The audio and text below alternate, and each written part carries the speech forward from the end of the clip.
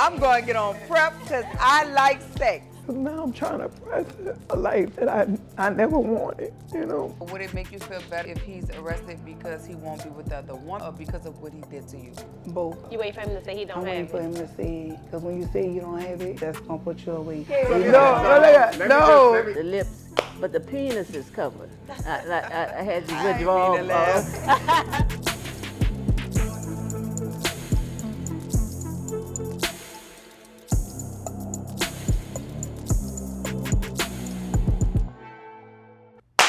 You know I'm going to laugh every time we do that. I have to. That's the only way I can see you. Okay, so welcome back to another episode of ToasTeas. Of course, I'm Brooke. And I'm Fancy, and today we have a special guest joining us. Yeah, today we're sitting down with VONNIE. As we all know, she recently came out with her status, and we're here to discuss it. And we also have Tamasha. Yes. Tamasha is here joining us from HIV Prevention Masters. So y'all, so we won't be looking kind of ignorant on this, and like we don't know what we talking about on this podcast. We did bring a specialist from the HIV prevention, so everybody can make sense in here. So y'all ready? Yeah. Well, let's get into All right, it. let's get into Let's it. get into it, Vonnie. Mm-hmm. How are you? I'm fine. How you feeling? I'm fine. Great, love to hear it. Well, we here at ToasTeas been praying really hard for you, and you are so I brave, thank- and I we thank really look up y'all. to what you have going on, Mhm. and we're proud of you. Thank you. Woman to woman, I know I Thank am. you. Thank you. I know it brought a lot of awareness to the whole city. Like it shook the did. whole city up. You Like shook it up. it's like a prime example of everything that look good ain't good. Like she beautiful, she pretty, but in the inside, you know, same thing as with men. But yeah, I came out with my status via frustration of Michael. Michael infected me with HIV in 2023 of March. He's been, since I've been knowing him, backwards and forward, in and out of the hospital. Every time he would go to the hospital, he would say COVID. And with COVID, what that mean? No visitors, right? So I never could tell. And In put stuff together. 2023, was still no visitors with COVID? Well, you know, my mama did have COVID, so it was no visitor unless you Okay. dressed up in that suit or whatever. But me knowing that, you know, he went to the hospital in 2024, but I'm gonna get back to that, all that with y'all. But like it's been rumored that he was sick. And like I say, I put my trust in people too much. Like, I really do. And maybe I should have took precautions. And like I tell everybody, like, maybe I can take accountability, maybe 5%, you know, for this, but it doesn't still give you the right to give me HIV if you know that you have been diagnosed since 2017, you know that you're not keeping up with your health, you know you're not taking your meds, you in and out of the hospital, you know you only let them treat you for so long. So like as I'm laying down thinking about everything and like really like putting the pieces together, like everything really falling in place together. So you've been knew you had this, you've been knew the outcome, the effects, you've been knew when your detection ain't never go away because you never did treatment. Because if you did treatment way in 2017, you wouldn't be here in 2025, right? What's the 5% you taking accountability for? That I should have used protection when I was hearing the rumors, right? I should have still never put my trust into somebody when, and it's like people talk about everybody, right? So I'm just not thinking, he never gave me a reason to feel like, oh, he's so nasty. So like he gave me like a nasty BV, bacteria vaginosis. Like he never gave me nothing via like my vagina to make me feel like, oh, I need to go get checked or whatever. But I could open up my phone and show you why I kept asking him. Was love there before sex? It was more like my friend. Before the sex? Mm-hmm. So could you say you was trusting in him because I was of the trusting love, him. because you was in love with him and whatever? Because I know like some women, like whatever you got, I got. I live under the bridge with you. That's how much I love like you. So was it that? I stay in a car with you and we be homeless together. You know, it was more of like that. And like I say, if I would have took precautions, so maybe I wouldn't be here or whatever. But I'm not gonna fault myself. That still don't give like you should have took more precautions and knowing that you had it to keep it from spreading. With me versus and with other women also.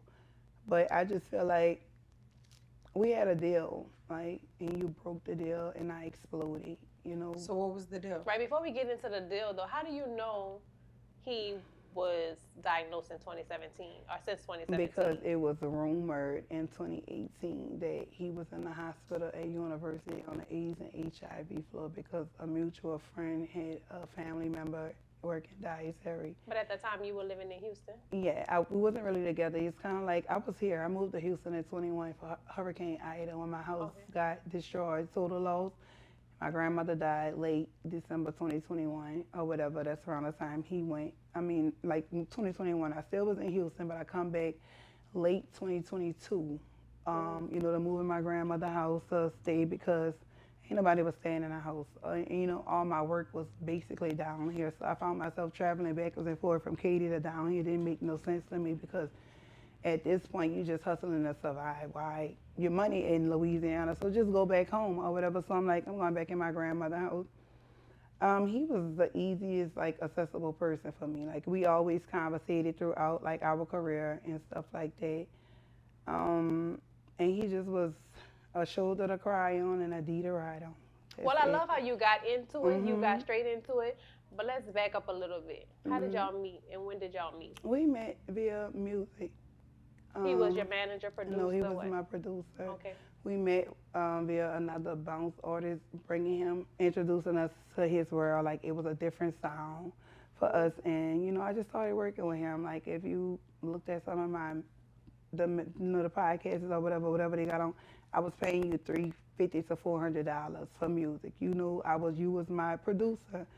We started friends, started getting intimate. I didn't no longer have to pay for music, right? So it's like we're kind of like in a relationship or whatever, which I knew you was dealing with a female or whatever, but you were dealing with me also, and it was kind of like a side chick like type thing, right? You were the side I chick. was the side chick, Okay. right? So that's who the side chick song is for, Michael, that I made.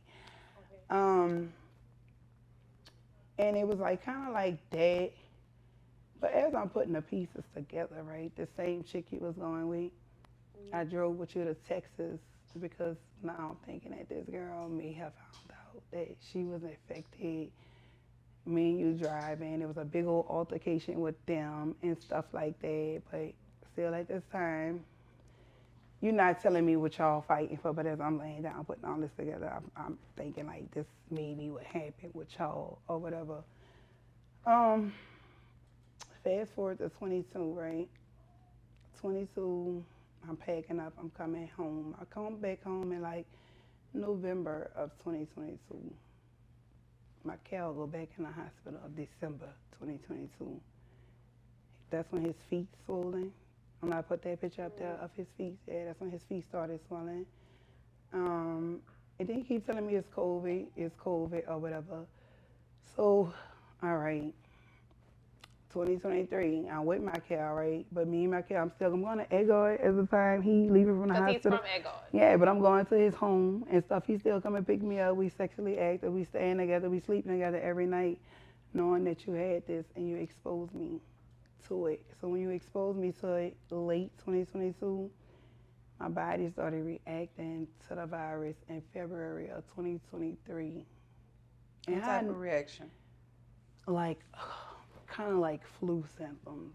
Like, you know, I started feeling like strep throat. Like my fever, I had a fever 126. Like my body was so high. My mouth looked like, what made me go to the doctor? Well, I was like vomiting and throwing up, and I'm talking about like he trying to nurture me. Like he trying to orange juice and NyQuil and Dayquil and how you doing, and you trying to keep me from going to the doctor, but now my body getting so bad. Like I lost my appendix, had to have my appendix removed and my gallbladder at the time of being diagnosed because the pain, like what they thought was that, it was the HIV attacking me. So I felt you like wasn't you hadn't been tested? I had been tested in July 2022. Well, I could show you like our text messages or whatever from me asking him. You know, it's when it just started getting bad because now you in and out the hospital and people really saying, oh, he's sick, he's sick, he's When they sick. removed your appendix, was you tested? They tested me in the emergency room.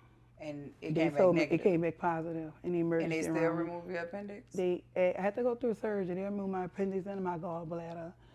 from this disease or whatever. Hold on, let me get to these messages. So they knew it was the disease, and that's why they removed the appendix? No, they had to test me because I have a chart right here that shows like from 2009 all the way to 22 negative results. So we in like maybe I want to say we're in December of 2022 going into 2023, right? My annual isn't until July, so I don't have a 23 result posted. All I have is from March going into the ER, the urgent care. They transported me to the ER, and that's when the man came tested me and told me that he asked me was my partner. Did he have they asked me was I gay? I'm like no. He like, well, is your partner gay? Do he answer me before he could even finish saying what he's saying? I know what you're about to tell me, because there's no reason for you to be asking those kind of questions. So I'm like, sir, you about to tell me I got HIV or AIDS? And then the car, I just broke down because I'm in here by myself. I'm in here by myself, right? And then Excuse me. I broke down so bad, and I'm like, sir, just keep doing it. And the man felt so bad, girl. Like he felt bad. Cause he went through my history, and he said, he said, you're a victim. He said, because you never had no STDs or STIs that we could be like, oh, she have a history of STDs and stuff like that. I was like, mister, just do it. Just do it one more time. I'm in the emergency room. They did a rapid. Now I'm upstairs. I'm in the back waiting for a room to go to surgery to have my appendix and gallbladder moved. The man come back and see me, and I'm like, sir, did you do it again? And he like, I did it again.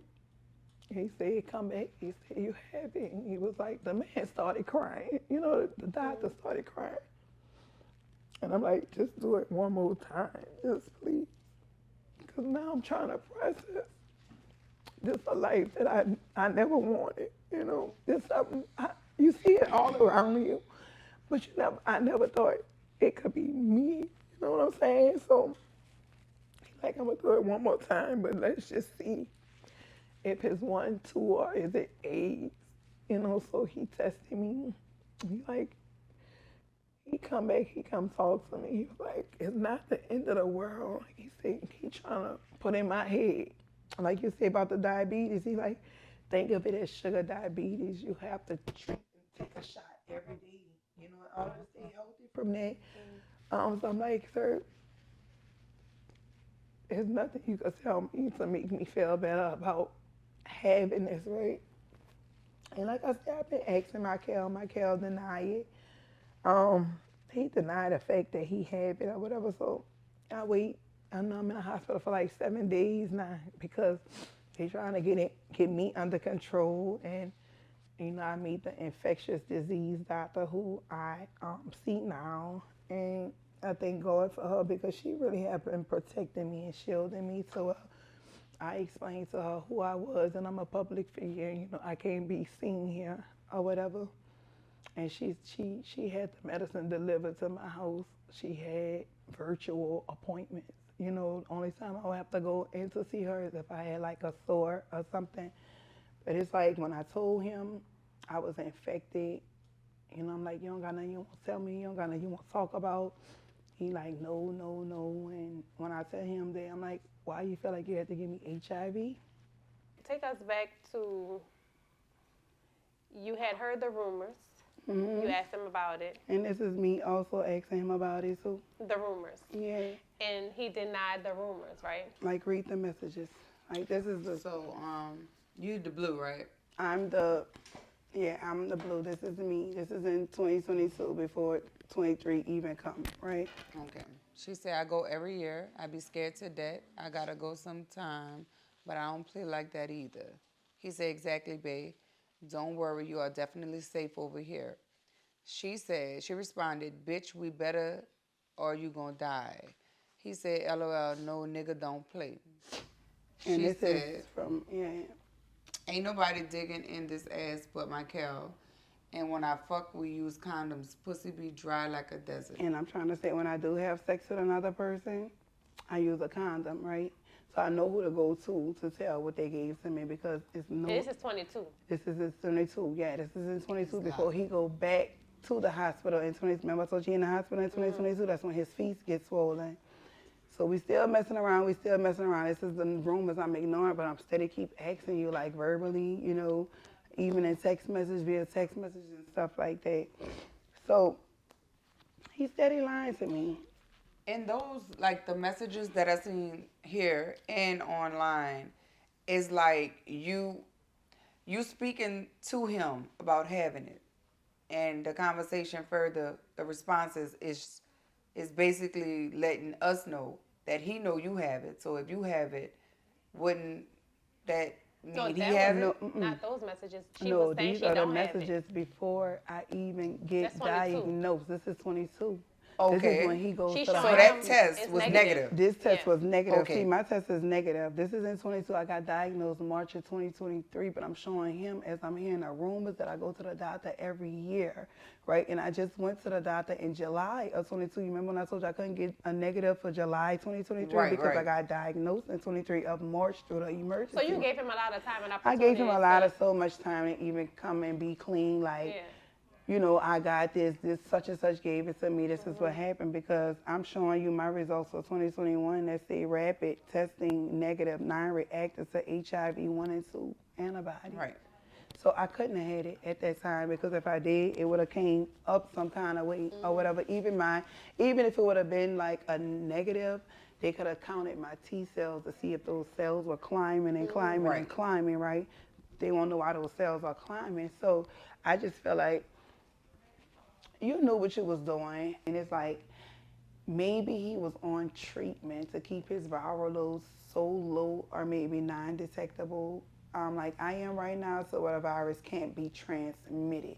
Maybe he was on and off treatment to where it wasn't detectable for no one at the time, right? So if you're a person that's not sick, and when something comes into your body, say for instance, like COVID was taking a toll and killing people or whatever, you know, off of just the virus, just entering your body and just tearing up everything. Like my body never had I suffer with bronchitis. That's the only thing. I have asthma pumps.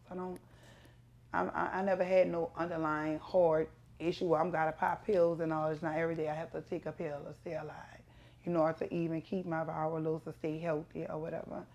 But like he knew he had this. His family knew it too. They in shambles right now. They in shambles, so they knew he had this. Like even in my phone, I can show you where he telling me like he have dead. The people telling him he ain't supposed to be here, but you said it lying to me, saying that it's COVID, and it's not COVID. Like it's deeper than COVID. Let me go to my favorites because I made sure I put everything in there for y'all. But yeah, he's telling me, look, he got COVID. I can't come up there. You know, even at 24, when I found him in the studio, you know, bleeding from the mouth and the nose and catching seizures and stuff, he still wasn't taking care of himself. Like, So you never thought to say, like, let's go get tested together, or let's use protection until you show me your results? Because you kept hearing it. No, I never. I think I was just like, Love is too blind, deep. huh? Yeah, I think I was just too deep into him and what we had going on and stuff like that. But I just feel like this right here, December 2022, right? He's telling me I got COVID. I'm sorry for responding in and out or whatever. Right here, this still in December or whatever. You telling me I feel healthy. Just finished eating, trying to shake this headache, a fever that came back. I always tend to feel bad, then good, then especially at night. So all the symptoms he was having, that's the ones you started getting.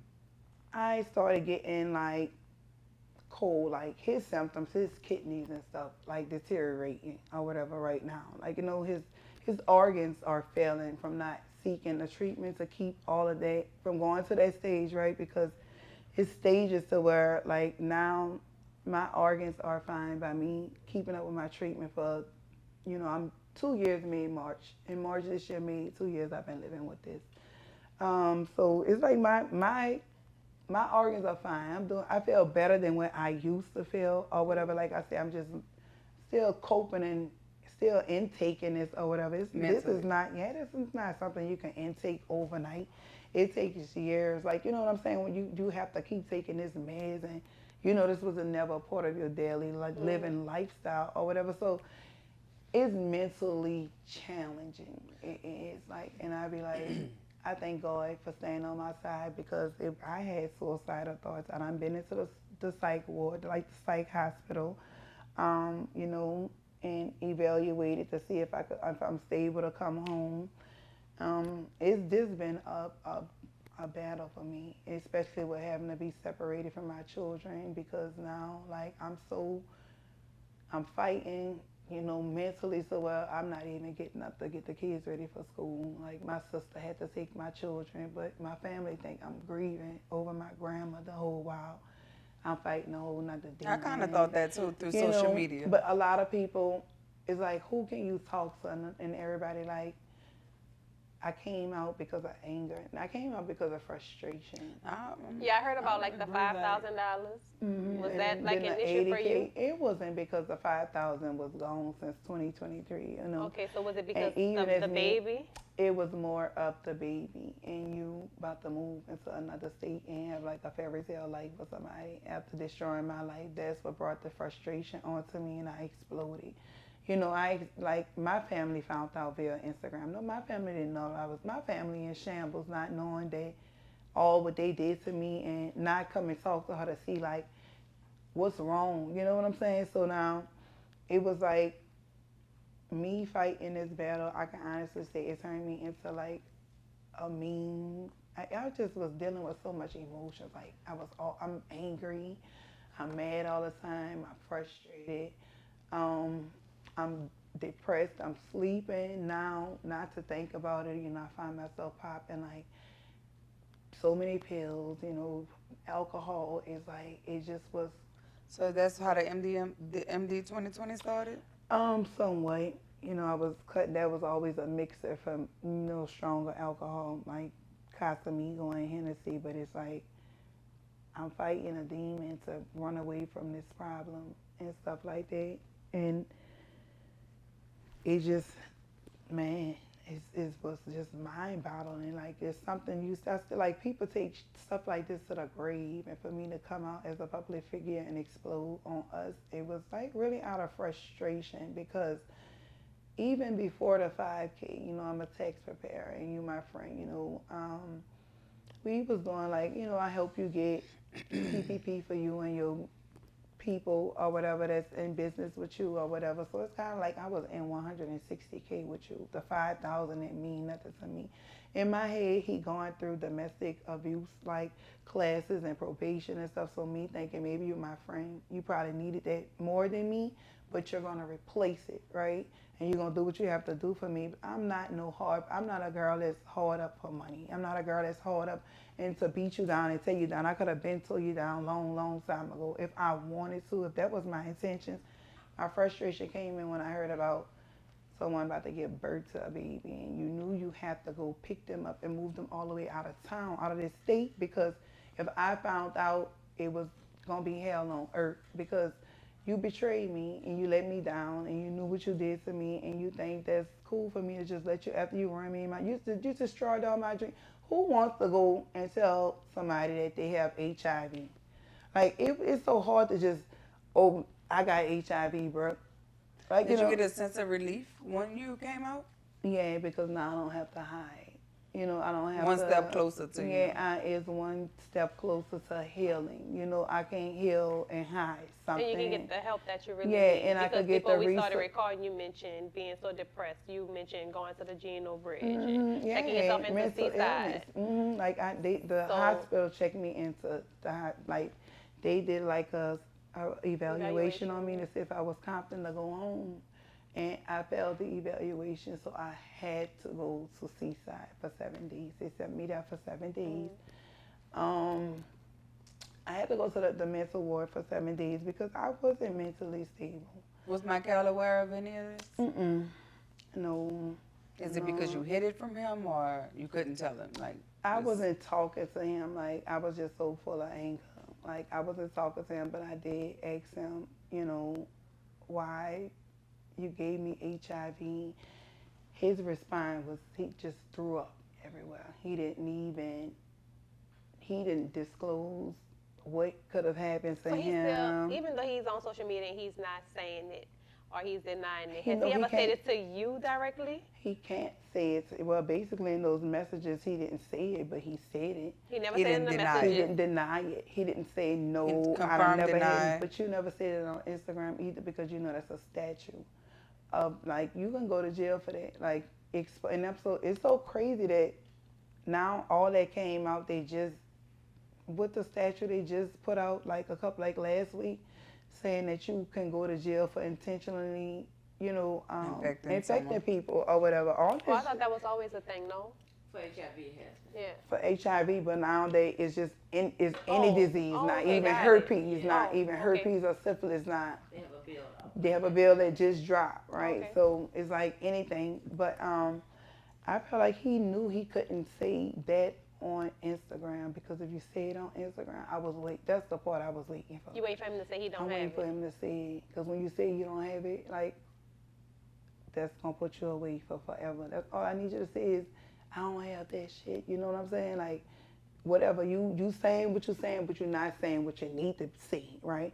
Because if somebody attacking me or whatever on Instagram saying I gave them HIV, why it's so hard for you not to go into your portal and open your portal just to kill a whole thing? Like, I'm sorry you got it, but that's not who you got it from because you know you gave it to me. That's why you can't do what I'm doing and walking people through the breakdowns and stuff. And like I said, it been rumored, but I'm not a girl that to believe in rumors. You know, I'm not a girl that's gonna sit down and be like, oh, you got this, you contagious, or even look at you different because you was my friend. You were my friend before anything. And like, I wanted to see my friend have the best of whatever. If I was doing whatever I was doing, I looked out for everybody. And I just feel like it was just a betrayal, you know, after betrayal, you know.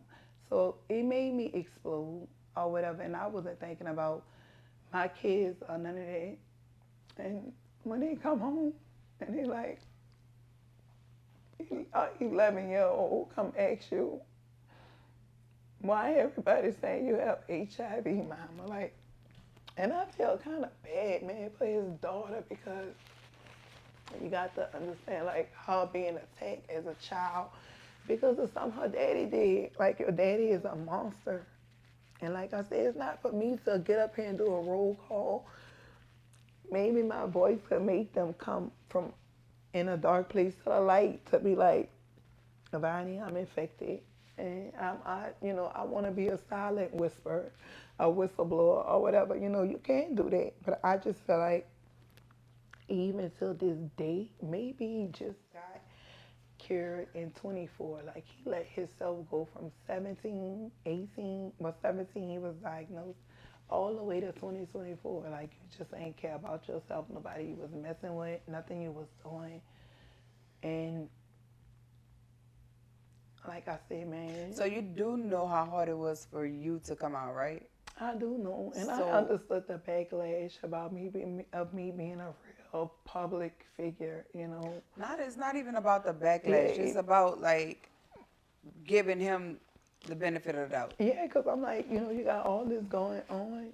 Not when it comes to infecting you, but, Yeah, but I'm just saying, publicly. publicly, like as I'm exploding, I'm telling him, like, I hope she know what kind of monster you is, because if she don't know, I'm about to show her today. Like, you know, like, and that's what made me go on Instagram or whatever. Did you talk to him about telling people or going on Instagram, No, exposing I it never. before you did it? You didn't give him a warning at all. I never, ever discussed. You didn't say, hey, if you don't come sit down and talk to me about this baby, about this money, about whatever you were angry about. When we you didn't give discussed the him. baby situation, it was via text message. We talked, like we talked or whatever. And he was like, you know, he just kept apologizing and this and that. And, you know, he's sorry. But I know you're not sorry. You just sorry you got caught. He didn't deny the baby. Like, he He didn't deny none of that. He didn't deny the HIV. He did not deny the baby. He just let you run. He just Like, let me just whatever. Like he just was. It was like now at this time he's living a triple, quadruple life. that gotta be hard. Like for him, it Yeah, has for to be. him. So I'm wondering why you not. The pattern of things of us changing, right? You're not sleeping around the mood. You're not sleeping.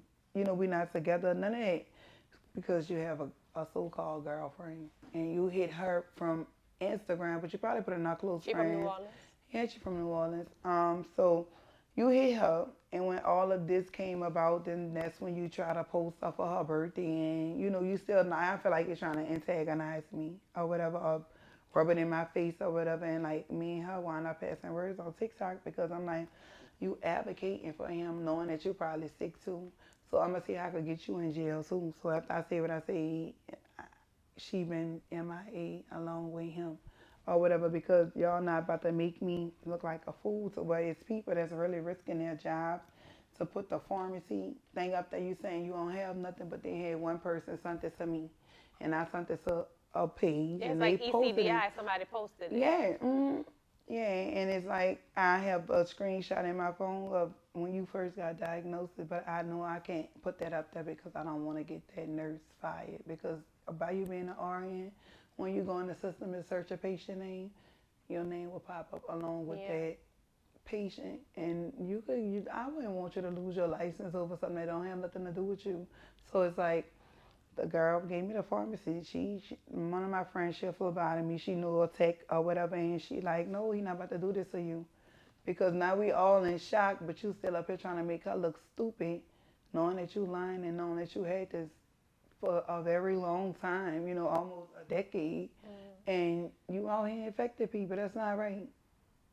So did you have any other sex partners besides Michael unprotected that could have? No, Brooke. Michael caught me at my most vulnerable state when I came down here in 2022. Michael caught me in my most vulnerable state. Michael was in the hospital of December 2022. Me and Michael just was messing around. Like when I would come in for shows and stuff like that, I'll go see him. We'll do whatever we do. But we had a time frame of messing around. Like we've been intertwined, but like I said, he looked like when I lay down and think about this, Michael been to the hospital in 18, 20, 22, and 24. It's a 2-year time span between all the times he was in all of it in my phone. So as I go back to my history and I stroll, like, damn, you really did been having this. Like, you've been having this. It's not no, you ain't just pop up with this. You had this, you had knowledge that you had this, and you knew you didn't take the proper precautions to keep from other people getting this, or we wouldn't be right here today. So if Michael wouldn't have made the baby, had a secret lover, would you be here today? I feel like I You would would've kept that secret. still, like, that's supposed to be my Between husband. you and him. Like, you know what I'm saying? Yeah. You ruined my life, so we might as well be together. We supposed And to that was be the together. agreement. That was the Yeah, agreement. it was. And I think the agreement is fair because now that you stepping out, you're affecting other people, and I have to go a separate way, so I have to correct me if I'm wrong. But you feel like you have to expose your status because now you have to go your separate way, and he's going his separate way. So why not, bring it forward to everybody? Because now it's not just between you and him. Yeah, it's not between me and you. It's between. Because I know a lot of people bashing you for it, but I think it's fair. It is very fair. And Yeah, you also like- saving a lot of people. Yeah, and you got to think about the girls that was maybe during me, because it wasn't never just always me. You know what I'm saying? You knew that? They got females. You know what I'm saying? I done been through the phone. We done been into it about you still playing with people and we sick, right? Even when I just showed you the message, like how you could be out here playing with somebody and you infected me with, when I say we run around here with HIV, right? And you still playing with people. What do you think that's cool, At what, like? So you didn't feel a need to come forth then? Right. No, because it's more of now, we have a agreement. Like once I'm intaking it, all right, we might as well be together, right? To keep from spreading it, or we might as well be together and try to work on it. I just started messing with people until like maybe about, I got undetected, I want to say May of 2024. I didn't start having like relationships with people or even trying to talk to people probably till like July, August or something like that. But even with me being non-detectable, I still was buying condoms. You know, to even try to be, I don't know. So I you don't would know buy the nothing condoms and think about using the condoms, but you still wouldn't disclose it to yeah, the people. yeah. And it's like I could get in trouble for that also, because even having sexual relations, you're supposed to disclose it. But I took precautions to make sure that you can't come back. You know what I'm saying? Like everybody knew I had interference with previously, during the time frame or after, everybody have negative results. You know what I'm saying? In the time span of me being exposed to it, I'm fresh home from Katy. I don't have no boyfriends, no nothing. I'm just back in New Orleans, right? I've been in Katy for like maybe about a year. The song came at 21. I came back late 22. You know what I'm saying? I'm messing with him only, right? Because he's accessible to me or whatever. But no one can go and say that, oh, she infected me or she talking about Because him. he mentioned something like when he He went tried live to say about that you, because, like I said, somebody's husband or something like that. we are an open book, right? And in the process of me messing with him, I was conversating with a married man or whatever. But I guess that was his way of trying to like abolish me or tear me down or sabotage me to make me look bad because of what I'm exposing to the world for him. So all that, girl, let me say, if I would have been gave it to somebody, I would have been dead. Ain't nobody playing with nobody like that, especially if you have a wife who takes care of herself. She won't know where she got this from because why are you outside? You know what I'm saying? So it would have fell back on me. I would be in jail all day. But like I said, he trying to like antagonize my character, and everybody like, he can't even talk. He could tell he's so sick. He can't even, they like, dang, this crazy. But it's like more of like he just was trying to sabotage me because of he's being sabotaged, and he talking about defamation of character and all of that stuff, which ain't mean nothing to me, but it don't separate the fact that you giving it to me. If I would have gave it to somebody, well, I would have got it from you still, right?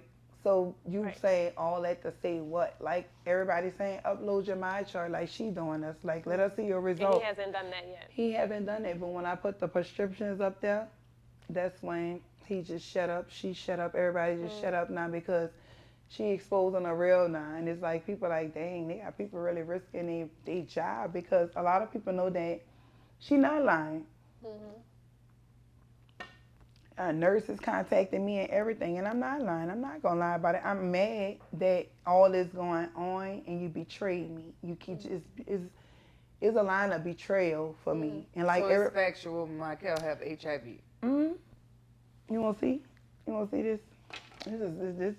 This is the evidence that you can't post, right? This is the evidence. No, that's not the evidence I can't post, but this is the evidence of me asking him now if you have AIDS or HIV, right? This is when you go to the doctor in 2024. This is when you go to the doctor in 2024. Did you post these? I said, he was like, they came in here and told me I got diagnosed with HIV. That's him? They think, they say, you say HIV, I think they never say anything about AIDS because every time we get off the phone with me. So that's the confession right there. Yeah, but I'm just saying. When was that? That was 2024. I'm asking you if you're AIDS now, because if I had it since 2023 and you had it since 17, 18, it's going to go from 1 to AIDS. But I feel like you're full blown because you're on a you need a liver. You need 2 kidneys and a liver. You wasn't really taking care of himself. You wasn't taking care of yourself. So if I gave it, because then he tried to like flip it like I gave it to him. That was more of like what a married man came in at. Because he like, you gave that to me. You gave it to me. And so he did confess. I missed that. Yeah, he said like, I try to give it to him, but then I break it down and let him know, you've been in the hospital, boy. Like, I've been knew your diagnosis. I've been knew everything, but me hearing the rumors, like I didn't know, it's speculated or whatever, and me not taking precautions to go take care of myself and get tested right then and there. I waited till you infected my body. So you have everything that you need basically to press charges. Where are you at with that? I went to, I pressed charges. I had to send a detective everything from my phones and stuff like that. The time frame of us messing around, I went press charges in Edgard because I was there. I went press charges in Orleans because it was times we went to the Hilton Garden Inn on South Peters.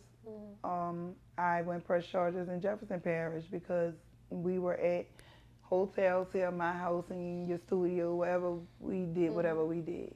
You know what I'm saying? So yeah, I did go press charges. I did, and So I'm would just it make waiting. you feel better once he's arrested? Yeah, it really would, because now I just feel like I'm really a voice for a lot of us. Like I said, it's just not me. But yeah, I really No tea, no shade. But would it make you feel better if he's arrested because he won't be with the other woman, or because of what he did to you? both. Both. Okay. So you're out for vengeance. All right. Like I both, like that. like I like both. that you being honest. Yeah, both of them. I Yeah. feel like you betrayed me along Your with lick the back. people that came before me, that scared to talk, and along with the people that came after me and during me. And Tamasha, in your profession, is this normal behavior for a person that's carrying HIV? So one of the things we tell people living with HIV, once you get your diagnosis, you are legally bound to tell anybody that you possibly can transmit it to that you're HIV positive. You can't just say, let's put on a condom, you never know. Let's use clean needles, you never know.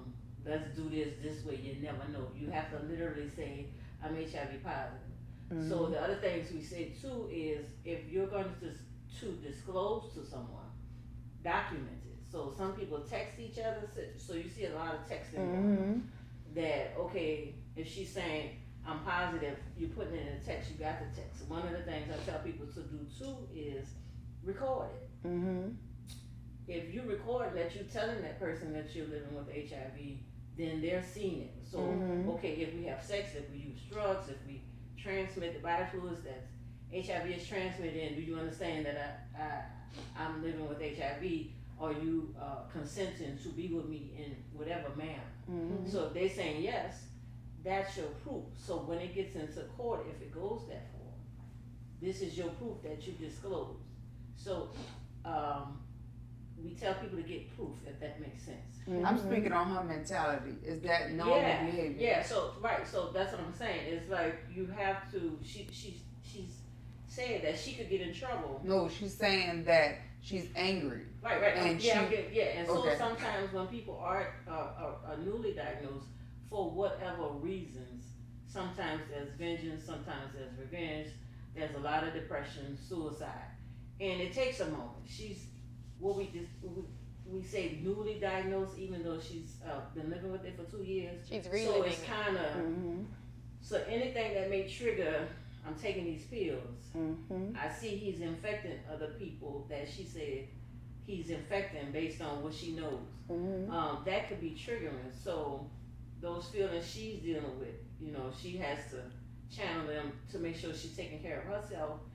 And if she wants to file charges, she has that right.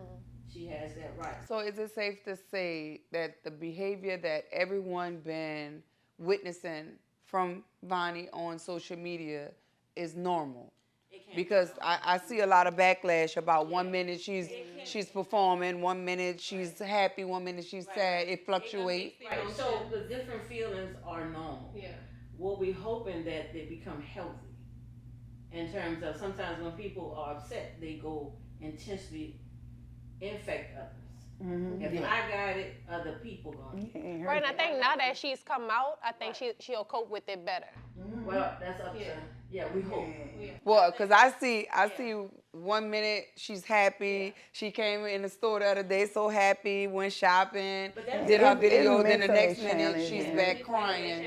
It's a mentally challenging thing, because I just wanted to put it out there for the people that's judging her So behavior. you have the rage, you have denial, you have depression, you have suicide, you have happiness. You have Like sadness, she might have you a have happy crying, moment like when she I around cried, her girl. kids, or in the studio and things like that. When she alone, she's depressed again. And then I'm back down, So we just sad. want people that are living with So HIV. she's not faking, y'all.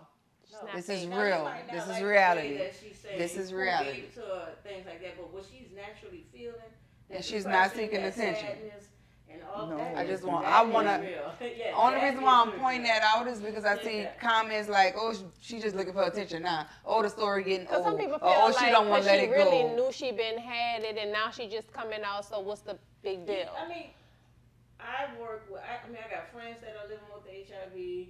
I've been doing this 30 years. So a lot of advocates, they've been telling their story for 30 plus years.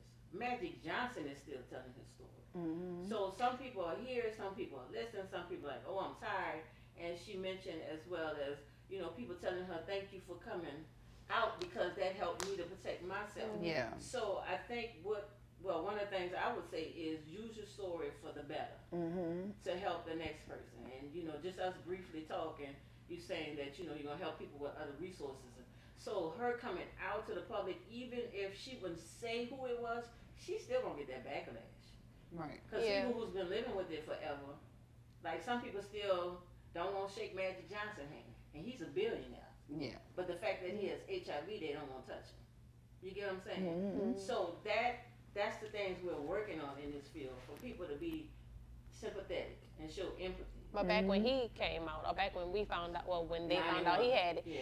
social media wasn't as big as it is right but now. But it So- is, and it's still, still like. Right, and so for her, Yeah. social media is playing a big role. So my friend right here got the toughest skin ever. Me too. She deal with social media Yeah. easy. Yeah. So for you, I've noticed and I've seen like your live, I've seen Keith Carroll, I even seen where you and B Dazzle had a little splat or whatever, right? Because you kind of, I don't know who went at who first. Him. Well, her. She did. I'm saying Address him. me I'm not correctly. saying- I'm not- like, the proper pronouns. Like, I'm not disrespectful. She came But at you it was first. kind of like, she got on Instagram and was like, I can't feel sorry for someone that said that I had it.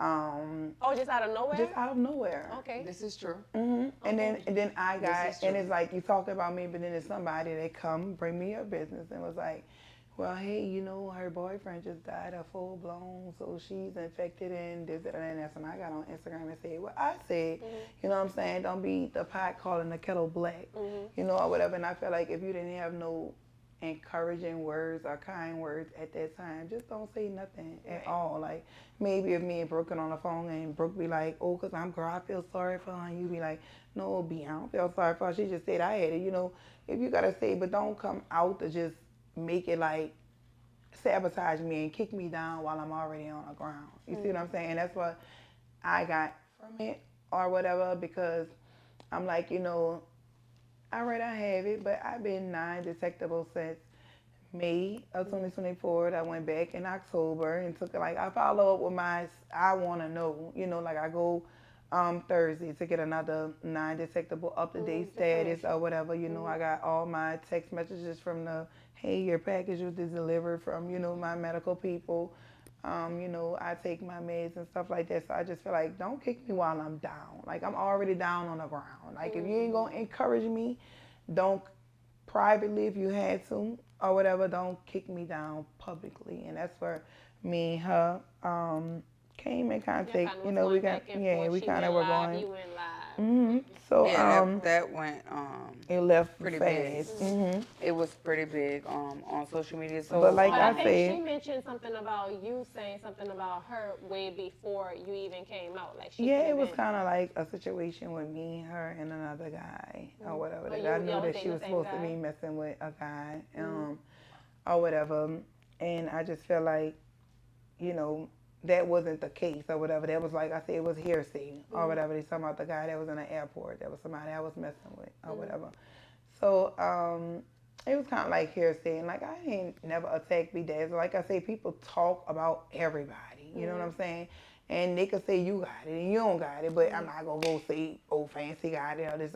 I heard. I'm not gonna be like, you know what I'm saying? I'm not gonna be like, oh, girl, I know for sure Fancy got it. You know what I'm saying? I don't know. I only know what people tell me. So you say, I heard she got it. I heard. I didn't never say, oh, girl, I was close to her. I saw meds or something. I could never say that. Right. But you just going to take this moment that you waited for. Like I said, everybody looked for a moment to settle down, and you just took that moment and you just try to like shine light So on negativity instead of like trying to like this girl. If you do have it, and I knew what I went through with it or whatever, it's just to say if, you know, not saying you have it, but Did just y'all don't ever do get it. a chance to talk and hash things out? No, a mutual friend, she tried to get us to do all of that, but I was out of town at the time, and like I want to let y'all know that I am non-detectable. So These listen, are my statuses and everything. I invited Bedazzle on the set, and come on, Yeah. Brandy, come on. in. You Slide down. don't mind, right? Because I know we girls. No, come on, we are girls. Hugs. And I do apologize, and I am Yes. sorry. Okay. do. So that's the stuff. So We were talking about the Instagram beef y'all had. That's the past as of now. So we It was did. Instagram beef. It was wasn't. I just felt like she used that moment to tear me down. And you feel like. Yeah, I do. Tell the truth. That wasn't on the Yes, page. it was. Because guess she was. She said, I can't feel sorry for no one and say I had this. we're gonna keep it real on Toasties. Yeah, so I just feel like at that moment, it was just like, you know, like I say, like I couldn't go out blatantly saying, no, Bedazzle have it or whatever. It's speculation of what I heard, right? Knowing that you had a partner that, whatever, deceased or whatever. So I can't go out there and saying that you have it, but you know, I heard, just like you may have heard a couple of months ago when they were saying that I had it, right? So I didn't really like. Yeah. I don't really like go off for like what people say when people hear Exactly, all that kind of stuff. exactly. I just want to rebuttal on that moment. It was by no means to tear you down. It was also, it was really for education, like for you and everybody else, because a lot of people was just like, you know, whatever. First off, it's a very sensitive topic to touch on, right? And even if it was my truth, I felt like at that time when you did say that, it was the key. You understand what I'm saying? So for me, I just believe that, you know, what you put out, good or bad, you know, it shall be your portion. You know, but it's not. And nobody is exempt from contracting HIV. Yeah, nobody. Nobody is exempt at all. I'm trans, so of course the ignorance and people place that on the community. You know, but I tried my hardest, and thank God that I dodged that bullet, because I don't want to be that stigma that they place on our community. However, like I said, nobody is exempt from life lessons or just anything that's put out there. But in that moment, it was not to tear you down at all. You know, it was almost like I was very angry. And when I say angry, because it was just like, wow. You know, like, how could somebody just go around repeating something publicly on live? You understand? I actually have a recording, I think, of one of your friends or somebody when y'all got It was into like, something. no, it was like, I think, I don't really know what happened, because like I said, I spoke with you, like, and I'm like, I never knew me and Bedazzle had a problem, because we never had a Bedazzle problem. was calling me to come do events for him, parties for him, and it's like, I'm fighting my own demons, I got stuff going on, or whatever, and I'm like, you know, I don't know if it was on the business level or what, or you want me to come hang out or whatever, you know what I'm saying? Because even when I met you, when I first met you, I came to see a pool party, I paid to get into. I don't go nowhere expecting, because of who I am, I'm supposed to, I stand in line with people in the club, trying to get in the club, you know what I'm saying? So I just felt like, what was our problem? Like, what was for you? Your reason? That's what this You is know, for. after I'm talking to him, so it's like I never knew her. We're gonna address it correctly. I did say that, and I said that once before. I'm sorry. So I didn't understand what our problem was with each other at the time, because we talked to each other like probably like 5 to 6 months prior for an event for you to get on Instagram and say what you said. After you know, we squashed all that and did all that, like I said. And when I did say, they say Bedazzle have it. They say this. They say everybody had it. So y'all squashed that part. Yeah, we squashed that part. So I'm like, what was the So reason did you for getting forgive on her that, and you didn't attacking really me? forgive her? No, we never had it was never a squashing part. So we never talked about that at all. I took the high road on it. Yeah, you understand did. what I'm saying? That's fine. It's okay. People say that. People say that about people who are gay. People say that about people who are high. I'm fine. I'm not quite sure. You know, like- I'm not the only one that you heard say so, that. Everybody, yeah, you know, then of course I did have a friend that passed. However, you know, God moved God before moved me, me, yeah. you know, prior to that. Like and I I- knew that situation before I ever even became friends And like with what I that was person. telling you, what so I you told knew you, that the she person- knew. Yeah, and it's like I say, if my Kel would have kept it real with me and been like, hey, look, I have it, I'm not undetectable, we can't do this, we can't do that. I'm so real, I probably would have still messed with you. You know what I'm saying? Because I love you and I'm already developing feelings for you, and I feel like we already at a higher level to where like I'm in love with you or whatever. And like one of my baby father's auntie, she reached out to me. I mean, when my baby father reached out to me about his auntie and was saying like, you know, his uncle wife had it, you know, she died, but he still messed with her, and to this day he's still not infected with it. So you can mess with people that have it So and not be, that was your you know, situation? So, just get so happened, infected. let me give a little insight on it. My salon was located on Tulane Avenue, and there was a clinic called Crescent Care. And at the time, back in 2017, that's when PrEP first came out. So the statistics show that there were a higher HIV infection rate in black females than white gay males. And it shouldn't show that, but the issue was that the white gay males were using prevention. So they wanted to go where black women are. So it was in the beauty salons. So the outreach team came to someone and was like, hey, we from across the street, we want to let you guys know that there's this medication out. So I was in a relationship that my ex always cheated on me. Like I just kept catching him cheating on me. So again, contracting HIV has always been one of my biggest fears. Back then, now it's different because I'm educated on it now. But so I was like, I gotta get on something that, you know, so when they came and said that, I was like, well, I want it, you know, like That's how I feel right now. You know, like, I want it. So And I wish I would have took of those course, you Because have of to- you though. Yeah. So of course you have to be negative to get on it. You have to go to the doctor every 3 months to get labs because you have to be negative in order to get on it. For them to keep writing the prescription. I've been on it since 2017. But backstory, that was in July. I met somebody in September that allegedly that he had it. Right? When I asked him, he was like, no. But of course, down the line, I found out that it was true. So saying to say, if it wasn't for my salon being placed and I wasn't obedient, because everybody in my salon, the clients, the staff, everybody was like, oh, we're not doing that. You know what I'm saying? You have women that say, oh, I'm not doing that. I need to be on that. I'm going to just use condoms. Condoms pop. Condoms don't work. This is the protection that's in your bloodstream. If any of you guys get raped right now, go to the hospital, they want to give you that medication. Because that means if someone is infected and you have unprotected sex with them and it enters you, your body can automatically just fight it off. So I've been on this since 2017 and I promise I won't not get off it. And the reason being is because I'm a girl that's always on the other side. I'm a girl that have dealt with married men. I'm a girl that has dealt with popular men who has dealt with this girl, that girl, all of those things. So I know what's going on. We live in a very, very small state. Yeah. Very small state. And it's 2025, and if we could be very honest and transparent, men just don't care for condoms anymore. And that's how I tell everybody. Like when you ever heard a man say, I gotta go to the doctor, or when you ever heard a man say, I gotta go to the dentist, or I have a doctor's appointment today. Like you never. I was in a relationship and like I would make men be really appointments like with the doctor and he would not show up. Yeah, like men really be Yeah, I made a your post about that diagnosis. before. Remember, I'm like, I'm at the doctor. You remember that? Yeah, I remember it. And I'm like, this how he's gonna get his results. Yeah, I remember that. But I know you're not here for a long time, and we're glad to have you. But being that you just mentioned what you mentioned, I did want to touch on that because if it wasn't for VONNIE, I would not know about PrEP. You may have found out in 17, but I never knew it was such a thing. Yeah. So because you came out with your story, I learned about PrEP. Everybody know I'm now single, and even when I was in a relationship, I was getting cheated on. So I'm very interested in getting PrEP. And now that I know that you've been on it since 17, come on, give us some insights, baby. I encourage anybody to get on PrEP. PrEP is 99.9% effective. According to my doctor, it is pretty forgiving, so you don't have to, you're prescribed to take it once a day, but you don't have to take it every day. If you take it 3 to 4 times a week, you're pretty much 100% covered. If you're not sexually active, like times when I don't have sex, I don't take it. You know, when I have sex, my brain automatically. It triggers I heard like about a shot. A shot. So is that we tell our folks to take it regularly. Yeah, so Every day. listen, you are supposed to take it regularly. However, like I said, according to my doctor. So is it forgiving? Well, like, say you miss a pill and you have sex. Yeah. You're still You're covered. still covered. It's It's in still in your your system. system. But Yeah. we are careful with telling folks that because they're like, okay, I missed They'll the think pill. they Yeah. can skip dosages of it. So yeah, so we. So when you're thinking about PrEP, you thinking, well, for women, think about birth control.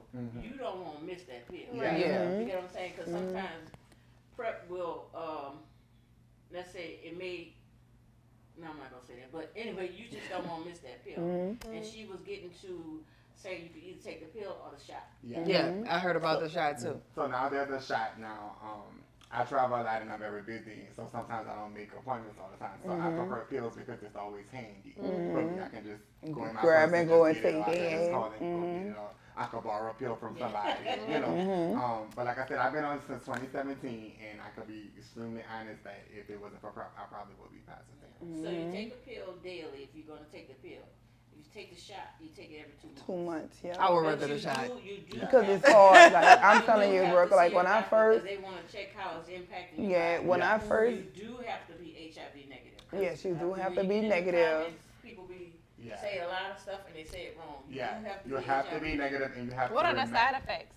So I didn't have any side effects, but one of the main side effects at the time back then, it was kind of like bone loss. Yeah. Bone and marrow stuff like, loss? Yeah, like bone marrow loss. But it's very, the chances are very low. Right, But when if you, that does happen and you stop taking PrEP, then your body go back to reset. yes. You know what I'm saying? So they'll check kidneys and they'll Yes. check all of that. So when they do the labs, they check all of All that of to ensure. But I've had, they never even had check your any- I potassium, haven't No had side any effects. potassium, side everything, effects. girl. And Like, be mindful too, as we're talking about it, you can ask your provider, like your medical provider, your gynecologist, your general prac, and when you could go to providers Yes. and prescribe. What they are also doing, they're trying to set up where you can go to your pharmacies, like Walgreens, and get on PrEP, but you still have to go to the doctor to get checked. Yes. So they trying you to have to work bring that a out. negative So- result in Yeah. order So to what we get that. suggest is Even when if you don't want to go to the your- doctor, you could get it off the Yeah. shelves, but it'll have to be like, you have to bring in Yeah, something they're that's trying to change the up laws to to make it date, more accessible, saying that but you're still negative in gonna order have to go get to it. the doctor. So why isn't this something, because I know you work with a lot of physicians, why isn't this something they offer? Because I remember after my breakup, I went into my doctor and I said, well, I'm going through a breakup. Some I want to physicians do offer I want to Some do, do every offer it. test I could do because this is the end of that road. I'm Why gonna she bring didn't that offer up. me that? So now we're in 2025. Let's say 2023 to now, it's becoming more prevalent. Yes. Because the fight is, black women, I've done some research with focus groups and all that. Black women, when PrEP was developed, the first round of PrEP or the first makers of PrEP, they didn't include the advertisement with women.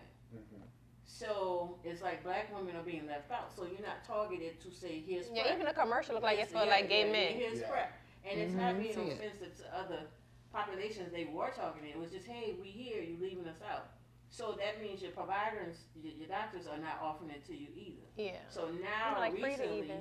we're trying to get the medical Come on. field more involved to say, when you go see a gynecologist, they have a PrEP poster Her probably needs like more pharmaceutical reps. that, They probably well, need. they Like Ozempic? no, they Yeah, got, 'cause they they got a promote- lot of money. It's They like- got, yeah, they got it. They just, one of the things they need to do, and that's what we're focusing on, is advertising Yeah. and targeting. Right, so pharmaceutical reps go to the hospitals and go to the providers and they make them sell it. But They I'm make not them gonna lie, promote it. when you see it on the TV, it shows at least 3 to 4 times The on free whatever commercial, episode. I Like, see that. yeah, it's I've like, never seen So it. Yeah, more it's even like- prominent now. Yeah. You don't watch Now. TV Back either. in- I'm yeah, talking about now. but it So wasn't. you heard me Like- Yeah, I say don't. she's been on it since 2017. Yeah. Back then, even, I mean, I know because I'm in the field, Yeah. but that's the complaint. Like, black women, the hospital settings, your doctors who you see daily weren't offering. So now, like LSU's, their interns or their residents, they're making them take classes. And they're trying to do that throughout the state. So, at least in Louisiana, so that when you go to your doctors, so that when you refer your friends to say, go here, go there, outside of an HIV provider, you can get PrEP. yeah. So if I go see my doctor for my knee, I say, well, look, doc, I heard about PrEP. Can you prescribe? And they can. They can. You don't have to go to an HIV provider. You go to Or a a sexual regular You doctor. go, yeah, you can go to Like- your regular PCP. Right, They'll exactly. they'll provide it So to is you. it- It don't have to be is a another thing- gynecologist. That Brandy mentioned when she was speaking to Vonnie, that it's ignorance to think her community has it. It's always Could you contest to that or confirm or deny that? Is it? Stigma. It's stigma, yeah. One by them So let me being, put it like this. Back in the day before it was even called HIV, or back in the 80s, it was considered a white gay man's disease. When it was considered a white gay man's disease, it was still impacting the black community. We just didn't talk about it. We just didn't get tested because that's who they were targeting. they were talking You know, to say, to them. okay, get in care, get tested, and we were left out, or we were silent, so to speak. That's why I because was we didn't afraid it was so understand. bad. We didn't know until Mhm. we started getting infected, for lack of a term. Excuse me, I don't want to offend anybody. But now that we have that information, and it's still needed because I'm still in the comments like, no, Magic Johnson is not cured. Yeah. No, you can't drink juice and make HIV go away. No, this is what not detected means and undetectable means. There's two differences. Back in So- the day when we started, it was 4 body fluids HIV was transmitted in. Now it's 5. So instead of doing it in the comments, could you do it on here? Right. Say it Yeah, again. let's do it right now, right here. Right now. What are the 5? Oh. Because I know I First, heard what you are just the say in the 5 comments. And then what's the No, difference? she was on a comment. Yeah, So she was on a 5 comment. body fluids HIV is transmitted. Blood, Mhm. male semen. Now I have to be very specific. Mhm. Female vaginal fluids, breast milk. And The blood. 5th one is anal fluids. Mhm. So when I tell folks, when you think about oral sex, it's the use of the mouth on any body part. If a person is sucking on a woman's breast and she has blood coming out of breast milk and she's living with HIV, does she put that partner at risk? Yes. She does, Mhm. because she's transmitting that body fluid. That blood. Think about when people, and I'm not trying to do the negative side, but I just want you to paint a picture. When a person get arrested, they say, do you have anything on here that will stick me? Right? Because they're trying to see if any blood or any needles. You're not having sex, but there's a possibility that blood can be transmitted. When you go to the doctors, they put on what? Gloves. So those body fluids won't be transmitted. Or they put the mask on, like if you're having a baby, so that those body fluids won't shoot. So they're protecting themselves. Because we tend to think HIV is nasty, addiction, gay, black, poverty, poor. Every profession I've met, except the President of the United States, has dealt with somebody, or has somebody that's living with HIV in their profession. From your doctors, your teachers, your lawyers, the people that are dealing with addictions, your family members, your athletes, all of them. Nobody's exempt. Back You in know what I'm saying? 2017, like I said, those statistics, I can't remember the accurate ones, but it was almost like every 2 in 4 people had it. Yeah. So one of the, as we categorize it in the HIV field, your populations. Yes. So your men who have sex with men, they tend to change the terms a little bit. Whether they consider themselves gay, bisexual, in a closet, that's just a category they put them in, right? The terminology may have changed, but just to give you that idea, that tends to be your top category where most of your cases are. Is that a fact? Yeah. So it's not ignorance when we say it's a gay man disease. It's a fact. It's in here. Okay, so I'm just saying, because she No, said no, no, ignorance. I'm trying to put it in Yeah. So perspective. I'm bringing it back that is not So- ignorance. so It's a ignorance fact. that is put on the community. Yeah. Because it seems that it's basically Only the placed community. that, Yeah, that not the only the LGBTQ community. So community, it's just gay men. that's their disease. So the Yeah, other that's part just to there. it, That's how they as- try to as she paint it mentioned, as if it's just there. Now, recent stats. This is where I get my stats from the state. I don't get it from Google and Messbook. But now we're seeing the black heterosexual women numbers outdoing the white gay man, according to statistics. Ain't Because according of to gossip. Like you just said. Back in 2017, it But was now- statistics show, but I don't know it now. now because So I have to do now research on it. But it's in this 2017. book. And I'm Even by zip code. What's the name of the book? Oh, this is what we get from the state because Okay. we're funded by the state. STI HIV. But it's on their website as well. So it'll show you the stats. I ain't talking about no lies, no gossip. It will show you the stats. But just to understand the stats, when you have your numbers, they break it down in categories by race, by sexual By behavior. gender. So if you're heterosexual, if you a white gay man, or you unidentified, et cetera, et cetera. Because like for 2021, 2022, there were 875 under 900 cases of new HIV infection, right? But there was 36,000 cases of chlamydia. Yep. You get what I'm saying? Yeah. So HIV was your least, Worry. but it's the biggest stigmatized STD anywhere, not just Louisiana. But the point is trying to rush and say a lot of stuff. But for instance, Vonnie was talking about they're trying to pass a law that makes it a felony if you transmit Any disease STD. that's It's already incurable. a possible felony of crime. It's criminalized. HIV is already criminalized. There's a law for that, but they're trying to include all of them. Hey, like herpes, Now, what they syphilis. amended it to is the ones that's not curable, like herpes, HPV. Mm-hmm. But your advocates are saying that's not good. That's not a good look because it's going to be a lot of he say, she say, courts, convicted felons. And you know when you're a convicted felon, why you convicted felon? Because I got herpes.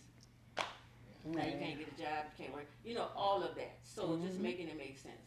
But there is stigma that is just the LGBTQIA population or it's just a gay man's disease. That's not the case. My black women, who we talking to right now? Yeah. My black women numbers are going up.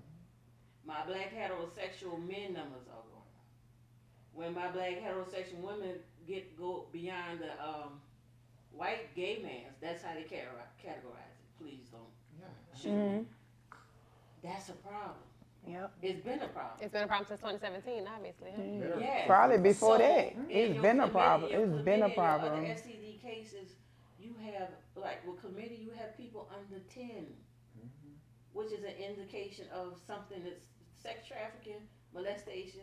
So you have 9 and 10 and 11-year-olds telling you they got chlamydia. Mm-hmm. They've even, not to cut you off, they've even implemented in the healthcare field doxypep, Yes. which is doxycycline as a pre-exposure now.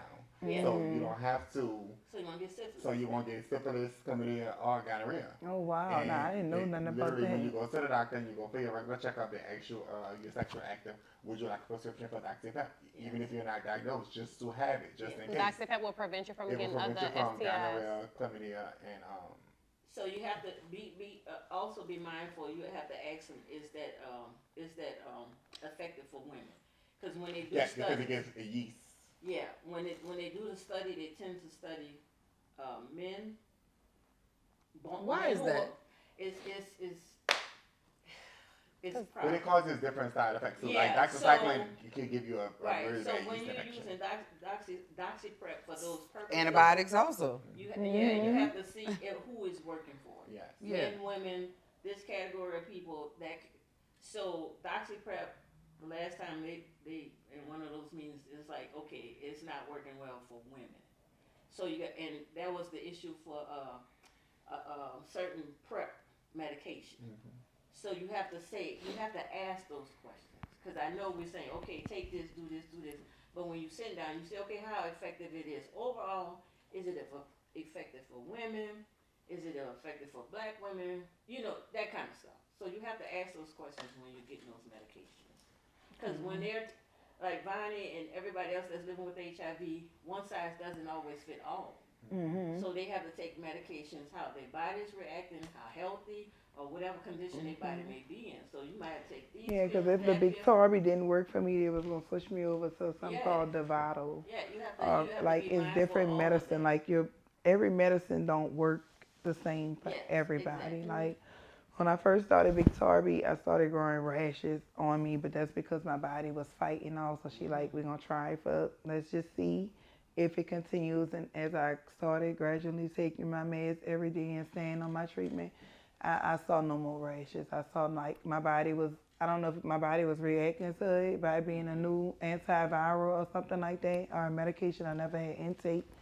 It really did. It had me with rashes. Like I was scratching like eczema patches. It was all in my head and stuff.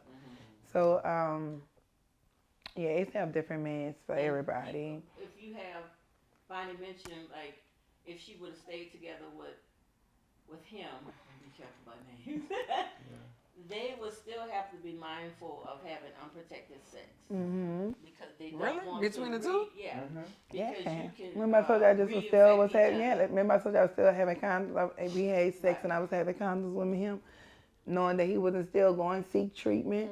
Yeah. By me getting treatment, you will bring my levels back to high, even though I'm taking my, you reinfected yourself. And that makes one another resistant to the medication you take. See, it's like, let me show you, Jesus. but let me show you something right quick, Brooke.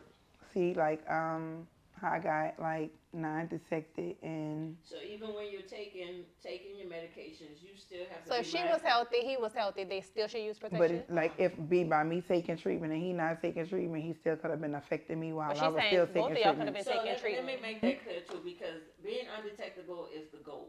Mm-hmm. To have HIV, people living with HIV undetectable so they can't transmit. But we always say still use condoms because you never know what else What is can going on with the next happen? person. Yep, and that's And if, like she's mentioning, Bonnie is mentioning, if your partner says, I'm undetectable, both of y'all say, I'm undetectable, then somebody decides not to use their medicine, and breathe. then the viral load goes back up Mm-hmm. and you're detectable again. Now, I'ma undetectable infect just you. means you still are living with HIV. But the It's viral just, load so low so that it can't low be that you can't detected. pass it. Mm-hmm. And So like that's what the my purpose that's what of the mine say. So medication, to suppress the viral. so like I found that I was non-detectable. The 5th to 27th, 2024, and it was like, my viral loads are significantly lower than it was a year ago, which is great, at a level that I cannot transmit the virus to others if I'm sexually active with them, right? But like I said, I still, and it's like, by me still messing with him, right? I went back in October or whatever. Like I'm steady going to get myself checked, and my doctor, your results look stable. Do not require any change in treatment. Please contact me if you have any questions. Like she's telling me my labs look great or whatever, but still knowing that this man still not taking care of himself. So we still like, and it's like when I got undetected, I ordered condoms. Let's say May 30th, 2024, they coming in June the 1st, right? Yeah. June the 7th, 2024, more condoms, 36 count. Like I'm taking precautions to not even try to give nobody or even pass it along, even though, I know I can't Could transmit HIV it. turn But into still, AIDS being undetectable? that's why he's on a transplant list for kidneys because he's not taking care of himself. But with I'm you in taking care of stage yourself, 1, right? He got HIV 1, they have 2, then they have AIDS. I feel like he's in the 2 or AIDS stage because he wasn't seeking treatment for so long to where it started like deteriorating his organs, so where they can't be, help. Medicine can't help rebuild them, strengthen them. They have to be replaced because you damage them with the virus deteriorating it. Right. So medically, now I'm not a medical doctor, but usually there's an AIDS diagnosis when certain criteria is met. Mm-hmm. Now, this time, they're trying to deviate from using the word AIDS because that's stigmatized. They're trying to, they're leaning toward using progressed stages of HIV versus AIDS. That's just this field. I know what the world sees and knows, and we meet people where they're at so they can understand, and we understand how they understand. But there are certain criteria. So when a person is living with HIV, what HIV is trying to do is destroy the T cells. The T cells is what fights off infections, any infections. So you want to have high T cells to help fight off infection or keep your body healthy. The T cell count is usually a method they use to see if you progress to AIDS or advanced stages of HIV. So there are certain things like constant infection, certain like thrush or thrash in the throat. So certain things they'll do in the medical field. So if you're undetectable, that's an indication that you're taking care of yourself, taking your meds to prevent the progression. If that makes sense. okay. To Yeah, that go was to the the question next I had. stage, it like, long as you take the meds and like long as I've been taking my meds, I've been better. But when I first got this, oh my God, I couldn't even eat. I was so small. Girl, I would look like one of my daughters. That's how dried up I got. That made me so bad. It was so aggressive on my body. So I couldn't even swallow my own spit. That's how bad it was, and that's how I knew something was wrong. Which is a testament to say how the medication works. Yeah, and like I say, like ever since I haven't had like no throat, nothing in my mouth, no breakouts, no nothing since I've been caring for myself. But it is a very aggressive disease, like virus. It is, and it's like you would have thought I was a newborn baby who pacifier dropped on the ground and you put it in my mouth. I was on all my gums was thrush, my my tongue, my upper mouth. So like it was. he never had any of these symptoms around you? If he did, I never saw it. Like I never saw it. He never had like like I showed you in my phone. He kept saying everything was COVID. He's telling me that the people supposed to say was supposed to die, like he felt half dead and stuff like that. So, no, he never was like sick. If he was sick, it was more of like a flu, like cold, like common cold, like type symptoms or whatever. It never was nothing to oh, he's sick, or signs of sores or lesions or anything. Even around his genital area, it wasn't nothing to like make me think that, oh girl, he got a sore on him. Why he got a sore on his genital area? It never was nothing to be like, go run to the doctor and get tested. Like I'm just taking his word, and like I tell everybody, like y'all saying, she knew this and otherwise she knew, like y'all. A lot of people don't have protection with people that they're sexually active with, especially if they never gave you a reason. Like you never gave me nothing. My vaginal area, I never saw, so I never had like a discharge of any kind, to make me, oh, let me go get tested and stuff. And everybody like, was she been hearing the rumors? Why she ain't used? Because that's the rumors. Like you'll hear something about your baby daddy or whoever. Ooh, that's all it takes for me is a rumor. But I'm just being honest. Like that's you know what I'm saying? Everybody. Tell me you got it, baby. But message here. Everybody different though. Yeah, everybody are different, and like I didn't like. Maybe I should have took precautions. I mean, 9 out of 10. Let me say. But I just it may say have like some type of truth to it. It may not be in fact true. It may have some type of truth to it. Like the fact that people say I have HIV is not true, right? But the fact that I may have bumped into somebody who has, that you intertwine with or engaged with, even if you wasn't even sexually active with it, they see you with that person, they gonna assume, oh girl, be dancing messing with him, So he's my sick. You know what I'm saying? Like stuff like that. Right. My recommendation, not just for us, black women or just black people, just in general, because you love who you love. absolutely. When you think you're going to get involved with someone, whether it be sexually or even through drug use, you need to have that conversation. My name's Tamasha. I got a 9-year-old. I like to have fun. I like to travel. When it comes to sex, we got to get tested. We got to use condoms. Yep. Right up front. Yep. Right? Now, I know, we don't talk like, when we self-sabotage, we go left. But when we stand up for ourselves, we add that to our requirements. To get tested, to use condoms. So let's have a conversation. If I don't believe you, I'm going to wear condoms. If I believe you, I'm going to wear condoms. One way or the other, you choose, I choose. But be honest with me. Because as Vonnie mentioned, if you be honest, like, okay, I got this, I had this, I had that. Let me choose. Let me be the part to be like. If somebody don't want to go get tested, that's a red flag. Tell you now. okay, so that brings me to this. Vonnie. Yes. Okay, so being that you are undetected, do you feel that you have the right to mess with other people that besides Michael? I have. It is a honestly. right. Yeah, I have messed with other people, but I made sure. No, I'm saying, do you feel like you have the right to do that? To like what you're saying, like date just anything without giving them. No, you don't have the your right. status. And like I said, like the guy that I was telling you about earlier, like I can't get in trouble for that, but I knew that what was going on with me. Like I said, it's embarrassing to really go and really sit down and just like.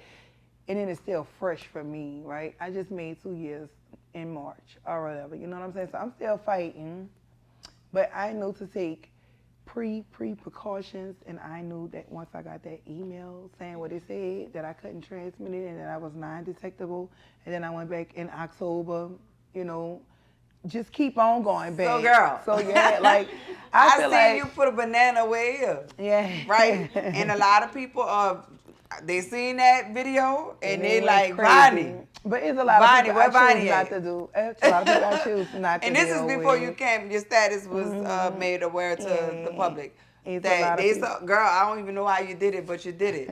So that, that made people very interested and attracted to you. And I didn't. And, I didn't. I promise you, I didn't. I know because what I'm I know about to even say. before that, a lot of people just wanted to They still fuck gonna be Vonnie, because she's who she is. She talk that nasty stuff. She do what she do, but I really have to let people know I live a Hannah Montana lifestyle. Like Right. I sell. So when you do sex. do it, do you use condoms when you have oral sex? When I have oral sex, no, I'm not gonna lie. No, but could it be say- transmitted through oral? Mm-hmm. Okay. But by me So being non-detectable and I can't transmit it, and my viral load so low, or whatever, I knew that if maybe, say for instance, I got like a mouth sore or something like that, Not I to do would it. never Yeah. do that. Yeah. Anything that I feel like, even though I'm non-detectable, I still was at a high state. Like I couldn't even get comfortable with people. So in the club that night when in the club that night when y'all was at Jay's. No, we were at 30-something. We were at 30-something. Oh, it was 30-something? Yes. And Mike, my baby daddy Mike, got a knew it was message. coming. Got a Yeah. message from you. But well, on the strength of- about you. Come on, let me say it. Let me Okay, say it. go ahead. Okay, So Mike came to me and told me that Vonnie, that someone told not me, him. right? I didn't approach him. He said, no, I'm going to tell you what he said. He said someone. He said that Vonnie sent Trophy over there to tell him that she wanted to, if it wasn't for Brooke, because she liked Brooke, she would swallow that big old thing, After I saw it all, after she put it out, But right? you did tell After she Trophy put it that? out. You did? No, I didn't tell Trophy. Trophy probably was like, how we laugh at Trophy, be like, girl, my friend wants you. My friend wants you, stuff like that, but no, it wasn't nothing like that because he left for somebody else. And like I say, I'm Vonnie. I would have He went left at for him somebody myself. else that night? Yes. I would have went to him myself, but after she put his big old piece on y'all. I did not. Well, I did. After she exploded like Yeah. me in her feelings and did everything she did, I was like, In my oh, feelings, girl, Mike yeah. got a Well, big no, old no, piece. no, no, no. But No, I didn't explore that. I don't know who Rewind did that. it. That was a promo video years ago, and because we broke up, Yeah. people They feel like they resurfaced could They resurface resurfaced it it. without being Yeah, disrespectful so- to me. Yeah. So one night in the club, you saw her baby Here daddy she in go. the club. Yeah. Break it down. Yeah. And you sent the message. I didn't through send no Trophy. message. Trophy probably was Trophy just did playing. it Like, alone. just how you're You probably said it, and Trophy was like, Yeah, it probably like but it wasn't for I Trophy was like, to go yeah, tell. but I'm not gonna lie to you. Like I was like, girl, his piece big. If it wasn't for Brooke, I like Brooke as a person. I Right. talked to Brooke. I don't know her, but she's kind of like me. I had like the kind of similarities of That's sis. like like how we used to steal for the family, for the children. Do we have to y'all do or relate. whatever? It's like her story. Like when I was getting into her book and stuff like that, I was like, damn, it's not just me. Gotta go to the same thing. But that's another story. But that night, girl, I'm a very open person, and I'm going to take whatever I want, and I'm going to shoot my shot, right? I would have been playing in this man DM. I would have been liking everything, hard knives, all that. My moment would have been for when I saw them two break up.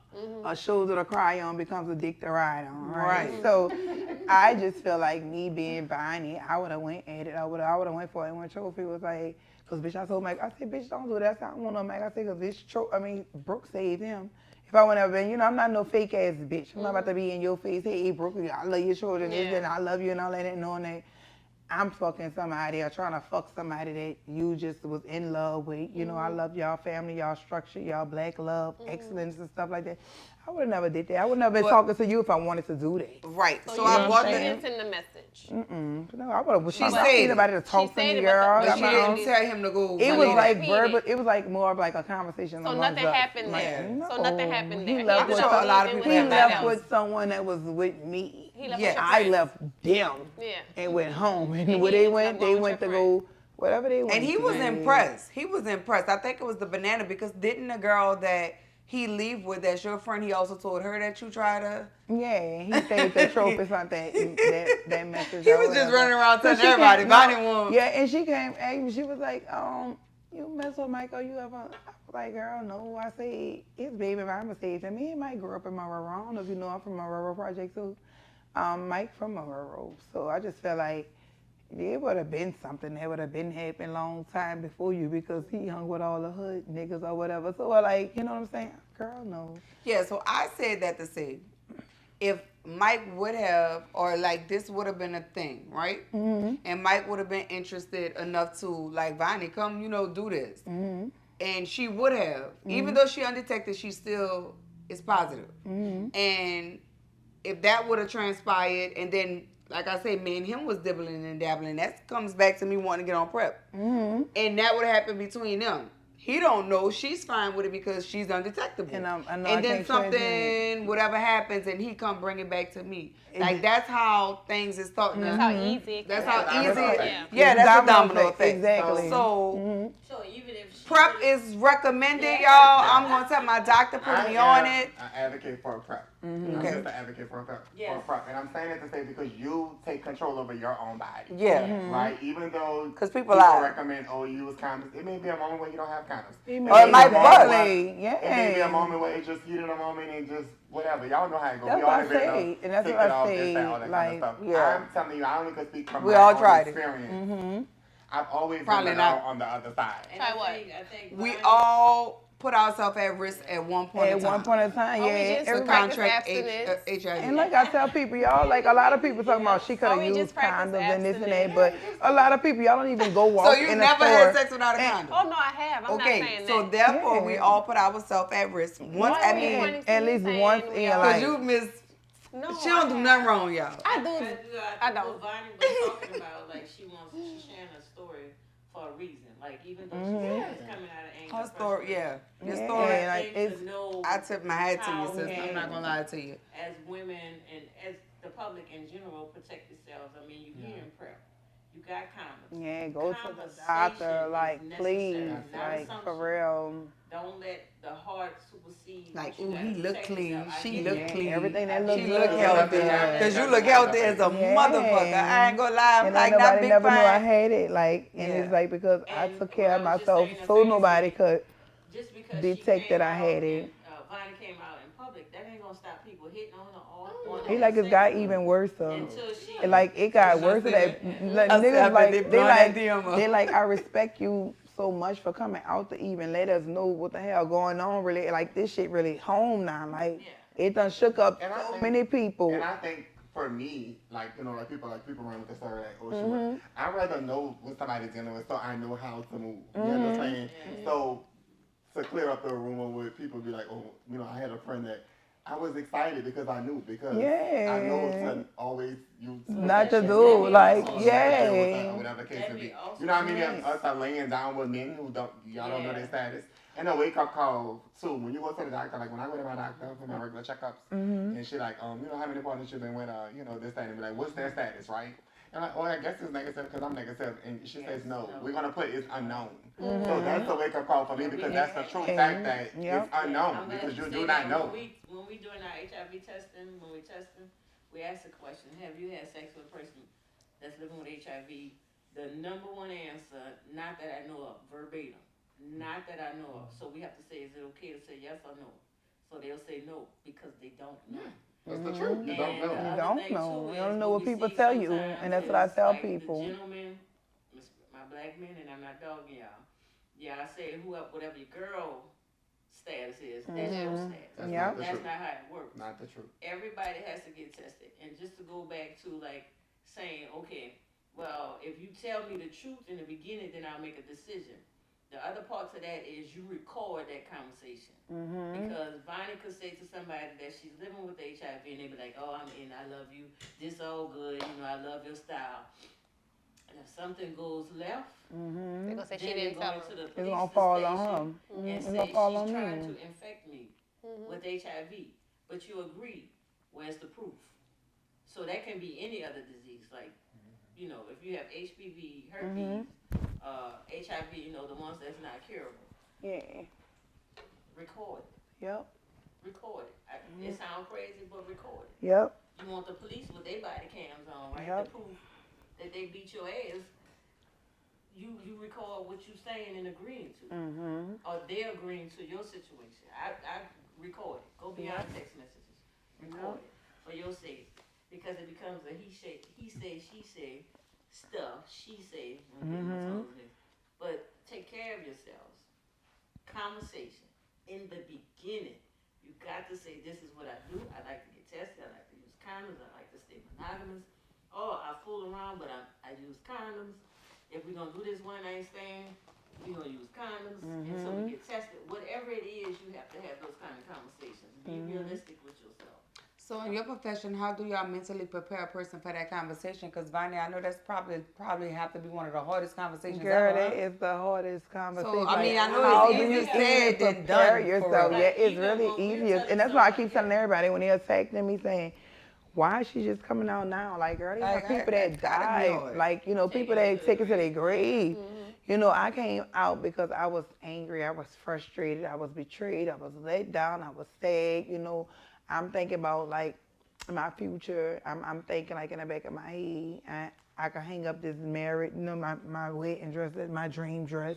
You know, how would this affect me if another big, say a big epidemic come like COVID or whatever, by my immune system being attacked so much, so how would my outcome be now? Like, all this going on in the back of my head. And plus people looking at you And then different. people looking at me like this before I even came out, you know. So I'm like, you know, I'm kind of like mentally battling with a silent battle. Like I'm like on a warfare by myself because my family don't know. It's only my two daughters know. You know, I'm telling my daughters, like, schooling them because they at the age of 16, 17, where they gonna be trying to sneak out or go sneak by friends and have sex and all that stuff. I need y'all to know that if y'all gonna do it, come talk to me. Just like come talk to me. So like, you're an advocate. Yeah, it's like come let me know that this is what you want to do, so we could go seek.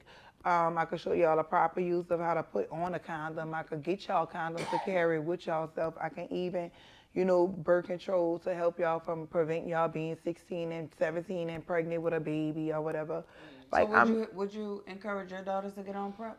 I would, because it's young kids. Like, if you look at the HIV and AIDS rates now, it's going from like 15. Is there an age limit? It's when not you an can age. get on PrEP? Some kids be, no. I don't know. I don't know about 18, that. 18. But I don't know what we could. With the pill, I can't remember with the shot. Yeah, but it's like right. That's what I was gonna say. But that's the thing. What the drug was studied on. This age group, so then you don't know if it's effective. And then like it's some kids being born with AIDS and HIV, you know, through crackhead or drug using parents or whatever, that still refusing the treatment as they know they pregnant and stuff like that. Like it's like this, it's everywhere. And like I say, just go to the doctor, man. Don't trust nobody word for nothing.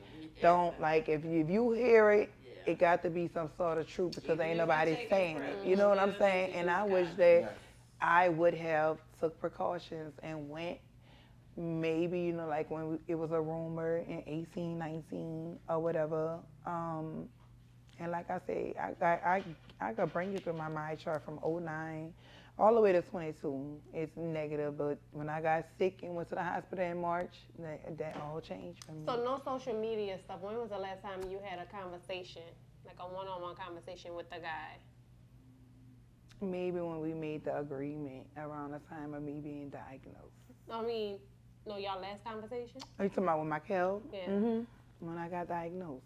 23? So y'all haven't talked, y'all had to talk since then, We right? talked about it, but me and Michael was still messing around. Like, Right, that's what I'm saying. Not about your diagnosis or that y'all, like, when was the last time y'all talked? When you found out about the baby? Yep, maybe about Okay, so if a he day was right before. here, right now, is there anything that you want to say to him? No. No, you don't want to, you have There no should words. be. Do you have any courage to say it? Because you know he's going to watch this, right?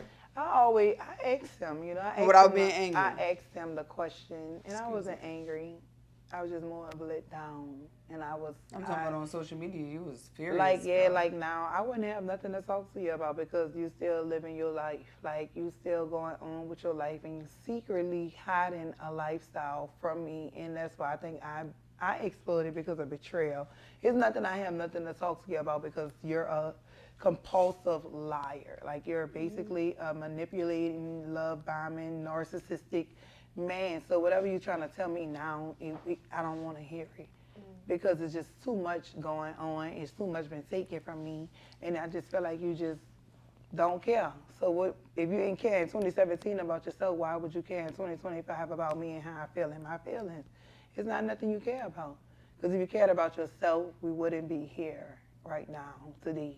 So it's like you don't care. Why would I want to listen to somebody that's talking? And I know what you're telling me is something that's just mind controlling, like, you know, like to manipulate my mind to So believe now him in. say to you, what would you say to him? It's nothing I want to say to you because I said everything I needed to say to you in a time span of us having this discussion of what we're going to do, how we're going to move, and we coming up with agreements to like be together, you know, do this and that, but I just felt like you lying, like you still lying, so I don't have nothing to talk to you If he about. wanted to be with you today, would you? No, I want you in jail now. Because now I just feel like, no, I want you in jail now because I just feel like you really don't have. I think so otherwise? too. No, I really no. I love him. I loved him as a Yeah. friend. I like now I'm falling out of love with you. I can say like we still was messing around till this day. Like you know what I'm saying? I just can't. It's like the cycle is broken. Like I just don't like how you just finally pick up with a nigga. You're like fuck it. I'm just over it. I'm over the whole thing. And it's like it's too much. Like I'm keep accepting too much. Like how much do you want me to accept? You want me to accept a baby and you running out of town with somebody knowing that we did all what we did and I did all what I did for you and then I'm in a hotel right now. You know what I'm saying? You doing all this and all this for you like basically like he really have a quadruple life.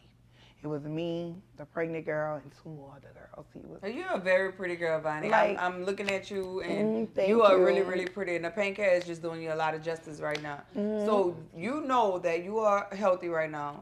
So you got to know there's light at the end of the tunnel. Like there is someone out there for you. There is a relationship, and you. I think you could live a happy life. What you think about that? I think I could live a happy life. It's just You will. it's just a point of me still accepting, like every time I go to take the big sorbet, you know, I think about him because this wasn't a part of my daily living. Right. It's what I'm trying to get everybody to understand it, and that's what like She needs I'm going to counseling, counseling. My first day is Thursday.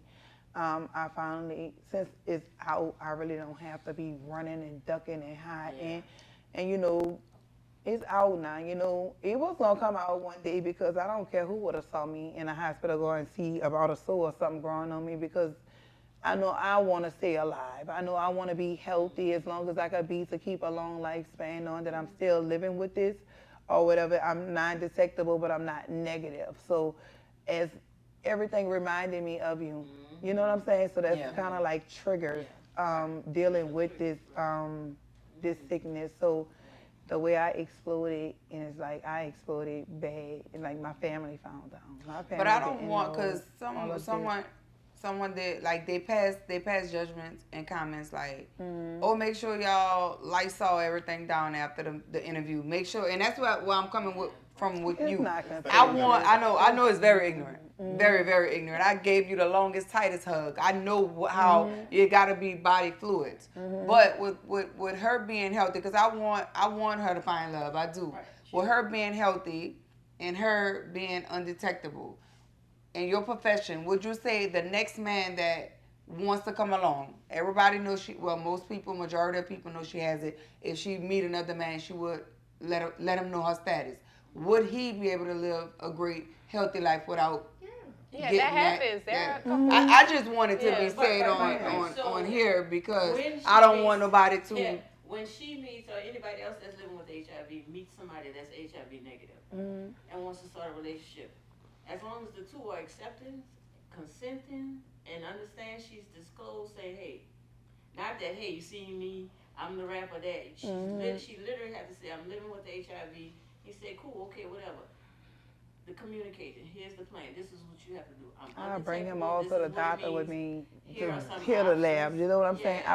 I would do everything in my power to make him know that I don't have this. I don't want you going to sleep at night wondering like if she So gave she'll this do to her me or part. whatever. And the other thing is, he has to do his part. Prep. Right. So prep and just stay out the streets. Like both of them just have to stay out the streets. Which Would is they what be you able to- wanted from. Would they be able to beginning. continue? So, I'm sorry. Would they be able to continue Oh yes, indeed. Yeah. without the baby getting it? Yes, Yeah, they have. See, this is things I don't know, so I'm sure. So the you listeners can still would wanna live your know. life. What is law with Louisiana when a woman is pregnant and she's going into care? She's tested her first and third trimester.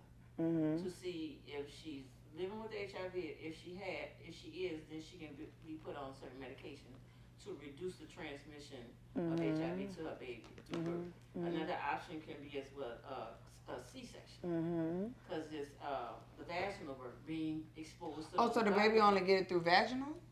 Vaginal. Vaginal fluid. So why do they let women conceive through the vaginal canal if it could be prevented? Well, that's the thing. You know that having sex doesn't always equal infecting the next person. Just think about Magic Johnson in the 90s. He didn't infect his wife. If you're undetectable, you can't pass it, right? Transmit it. Let's stick with that, because sometimes when you add A, B, C, D, E, F. But even though the mom is living with HIV, we're trying to make sure the mother doesn't transmit it to her unborn child. So you have to take those precautions, not the sexual behavior itself. That's another precaution. But when you're pregnant, you're not required to have a C-section. No, if you it have can HIV. be an option to prevent the transmission. Right. Depending on the mother's viral load, Her and just a bunch of stage. factors. I don't want to get too deep to be confusing. But once a mother is living with HIV, the medical team and treatment is going to try to make sure she doesn't transmit it To the to the baby. baby. Different techniques to do that, or options to do And that been a thing. So why so many children are being born with AIDS? Because the mother's HIV. not, it's been greatly reduced. but But because if the the mom mom's is not not getting the receiving treatment, they're gonna stay It infected can and it's gonna increase the expose chance them of to passing it. it to the child. Treatment is the key. Treatment is the key to keep the Treatment baby needs safe. medication. Yeah, treatment is as long as you treat it even if I'm non-detectable, right? And I just decide to me and my partner decide to have a baby, get pregnant. I wouldn't still want a chance pushing out a baby. I would want a cesarean section just to know that my baby is 100% safe. You know what I'm saying? You can, it may be 50-50 going vaginally, but the doctors don't recommend it for their sake and their sake of the baby. But it's like you go for your OBGYN and your treatment. Those options of what's And you know how you do your glucose testing and all of that stuff? Like they would test those levels of your blood because whatever you intake, your baby intake. So it's like they're going to give you something to make sure this baby stays negative, because it's new, it's growing. It's not like a full-bodied person. It's a new person. So they're going to give something to I want to say like the Victoria of maybe make sure a baby won't get it or whatever, but it still treats you to keep you non-detectable, if that makes sense, for you to kind of understand. They have meds that they give to the babies to make sure, because I had a client that had HIV and I was introduced to all this working as a CNA with a client, and she was pregnant and her baby don't have it, but it did delay her baby with birth defects and all kinds of stuff. Like her baby was 5 years old and wasn't even talking. But her baby was negative. But it do come with a lot. I guess those meds cause the birth defects. Not saying it do, or maybe whatever the case may be. But we knew our baby was safe because our baby would have to go get tested and stuff like that, even after having a baby. So, I was with her for probably about 7 years, girl. And it was with her dealing, and her baby father gave it to her. Her baby father gave it to her, but it's meds that can prevent the kids from getting So it. does it bring you peace to know that you can live a normal life? It does. But it's still hard? It's just still hard to accept the new pattern and the changes Yeah, and of the that's, life. You know what I'm saying? It's hard to, you wake up, I wake up every day and take a one-a-day vitamin. Some days I might miss it. I might take it Monday and Thursday, by the time the days roll so fast. Be like, damn, I ain't take my vitamins. It was hard to get adjusted on that pattern of waking up taking a Covatone. It's like a yellow, thick medicine, so where it was And a staining my syringe? teeth. But it comes in a bottle, but you I have to think take cancer 10 patients take that too. I think I seen it's thick yellow It looks stuff. like, oh You my put it in the God, syringe. It looked like paint. Yeah, sort of. yeah. I seen And then, I seen a it just- a person And, in remission take that. When I first started, I had to take the Covatone and the Biktarvy, but as I got non-detected, they took me off the Covatone and just the one-a-day Biktarvy. You know what I'm saying? Oh, so you just on one pill? That should be easy. Yeah. Would they come out with something more long term? Like They do have the 2 months Dovato, shots. they have the Dovato, Yeah. they have the Cabernet, they have different They have meds. different meds. You just have to see what's They have What works for injections. you. It's for some your people that body. can't take Yeah. pills and Okay. orally medicine. They'll give you a shot. Mm-hmm. Like if you want birth control, but you're like, doctor, I can't take a pill every day. He'll be like, well, let's do the injection. Mm-hmm. So when you come back So how every often 3 would you months have or to get whatever. the shot? Like probably about 2 or 3 times a month. Like every 2 to 3 months, you will have to get the shot that lives inside of your body, or you take the Victoria every day. Are you the first person in your family with HIV? Yep, I'm the first person in my family with it. That's What you the want? That I'm really the What you first know. person, yeah, because it's like our family, we real open. You know, Well, we I'm not saying that. Yeah, but I'm just you know, saying- people just, yeah, but I want to say like my immediate like brother, sister, Oh, and yeah. stuff like that. Like you know, like my cousins, my auntie, my auntie, my mom, sister, brothers, or whatever. Like we all, like they like no, like it messed them up. Like they didn't, Oh, it messed them up so bad. PrEP, you can take it as early as 12, but you have to be at least 77 pounds. I knew that was a weight requirement. Okay, all right, but yeah, I'm the first one in my family with Because we it. have our teens Okay. that need the medication. What did we leave out, Vonnie? Nothing that I don't know, nothing. I just want to say like that I'm doing better than what I was a year ago. Like I showed you in my labs. I'm not undetectable. I prevent. I would never. And I'm just so sorry I'm going through this like myself. But I just want to say to the community, everybody, it's not just gays that can give you this. It's all races, all ages. Everybody is you know, no one's exempt. Nobody is exempt. They have evil people that could stick themselves with needles and just poke you. You wouldn't even have to have sex with nobody. And I'm just want to say, like, y'all go get tested. Go to the doctor. Like, a lot of y'all been reaching out to me and telling me that, you know, I gave y'all a different outlook on a sexual life and don't trust people and stuff. Like, I would want to say, like, don't take nobody word. Like, go know for yourself what somebody has. Limit sex partners, you know, limit, like, even conversating with different people. Like, all of that play a part in everything. So when you do get whatever you get, you know who to go back and tell what they gave to you. And just stay safe out here. Like I said, it could be me today and you tomorrow. And just take precautions. Like really, like if you hear it, it got to be some truth in it because everybody not gonna just say it. You know what I'm saying? And just, man, take care of your own self. Don't rely on this person. Love me, he wouldn't do that to me because yes, they would. Your family, your uncle that was a crackhead, he'll come in your house and steal the money. And you'll be looking all over and you think, oh, my uncle wasn't good for you the whole time. You know, brought him an 8-ball and smoked this. So, yeah, they would do it to you. They would do it to you. Like I say, sometimes it's never strangers. It's always people that you bring close to you that will hurt you the worst. And I just say, take care of yourself. And it's a journey. You know, I'm just ready to get in a course, out the course, him in jail, and to really like fully start my healing process of dealing with this after being betrayed for the 3rd time. So what's next for you besides counseling? We know you go to counseling on Thursdays. What about your career? Are you still going to continue doing music? Yeah, I will continue doing music. Like Blocka. Yeah. Is nice, girl. It's been stuck in my head. Yep. I'm gonna do my music and stuff, and like I say, I live a Hannah Montana lifestyle. Like I sell what I know gonna make money. I say what I know gonna make money. I get on Instagram and make y'all laugh. You know, Instagram is my job. Everybody like get off of Instagram, but I can't. I get paid for reals. The people get on Instagram to make mess. I get on there to make money, and I get off. But it's like, it's here. Like it's on the street. Everybody, we heard about it. And like that's why I probably like intake that like we see it every day, we hear about it.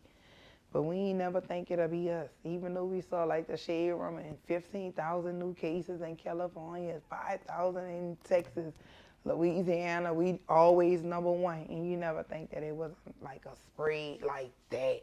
We thinking maybe it's among, you know, drug users and stuff like that, or maybe like, you know, it's so messed up out here. Let me tell y'all how messed up it is. Do you know that they have girls out here that know that their boyfriends are DL and would rather have threesomes with like gay men and like And they're okay with it. yeah, like it's and that becomes like a problem too with like y'all acceptance of certain things, and it's like if that's like I don't knock a person from being bisexual or whatever their preferences are, but like how I gave the boy was just in a night walk, I don't know if y'all ever saw that video, but or the boy from Morgan City that was messing with the gay boy, but he was a rapper and he came out gay and his girlfriend was pregnant or whatever basically, and it's like y'all got to like that comes from that, it could be anything.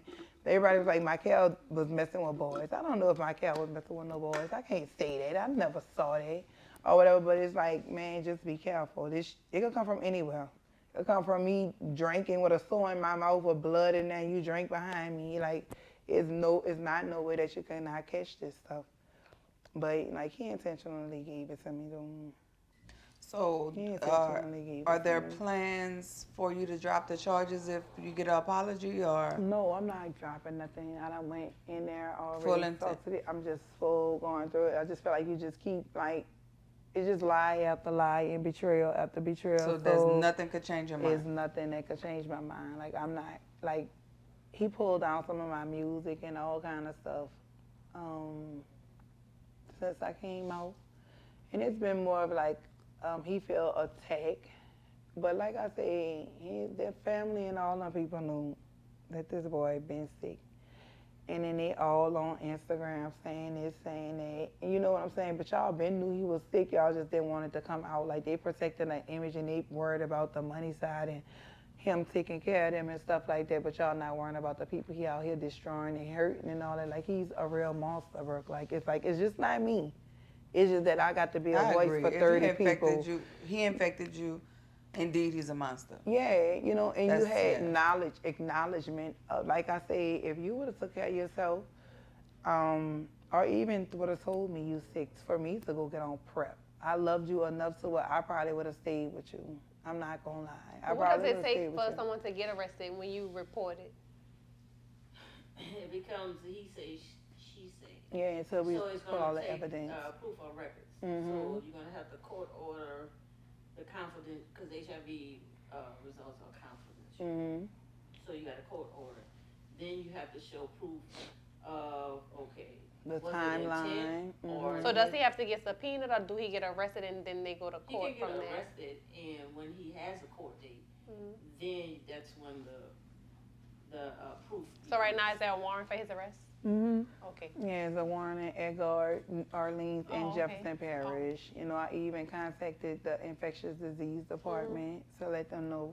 And it's even like when I did get diagnosis, when they called me and, I had to give them a list of my sex partners, right? Mm-hmm. So when I gave them other name, they was like, no, he didn't infect you. They was like, I need you to tell us who you had sex with because we need to see who gave you this. Mm-hmm. And I gave his name, and then when I gave his name, the lady automatically started asking more questions. Why, where, how, when, she wanted to know. She was so enthused with you, but she's not telling me you in their system. But she basically telling me because the person I gave before her, he wasn't in their system, so why you asking me all these questions about Michael Cook? Like, you can't ask me, like, you can't verbally, but in a bank, if you put two and two together, he must be in the system already from when you got diagnosed in 17, you automatically have to go in, the hospital have to put you into the system. So, well, I read your message and he said they're telling me I have HIV, so that was confession enough. Yeah. So is there any idea where he could have got it from? The message said that they came in here saying I got HIV. Because I'm asking him about the AIDS. Did you mention that he said you gave it to him? No, he was trying to say that on live when he was saying everything. See, that becomes the thing in court. So you have to have those. But what's going to happen? Oh, no, I have my timeline. I have my frame. Here's what I'm saying. You're going to have the timelines. You have your information. Some of the stuff you can't give because you can possibly get somebody else in trouble. Yeah. But when you get in court, they begin to argue both sides. So then they begin to subpoena records. And they're going to ask her, was there anybody you had sex with? Now, she can say, well, I use condoms. Somebody might say, well, condoms could break. Mhm. You sure it wasn't that? I'm just saying somehow how that can happen in court. Yeah. So it becomes the burden of proof. Yeah. And if that person, if she's saying he can say, well, I told her.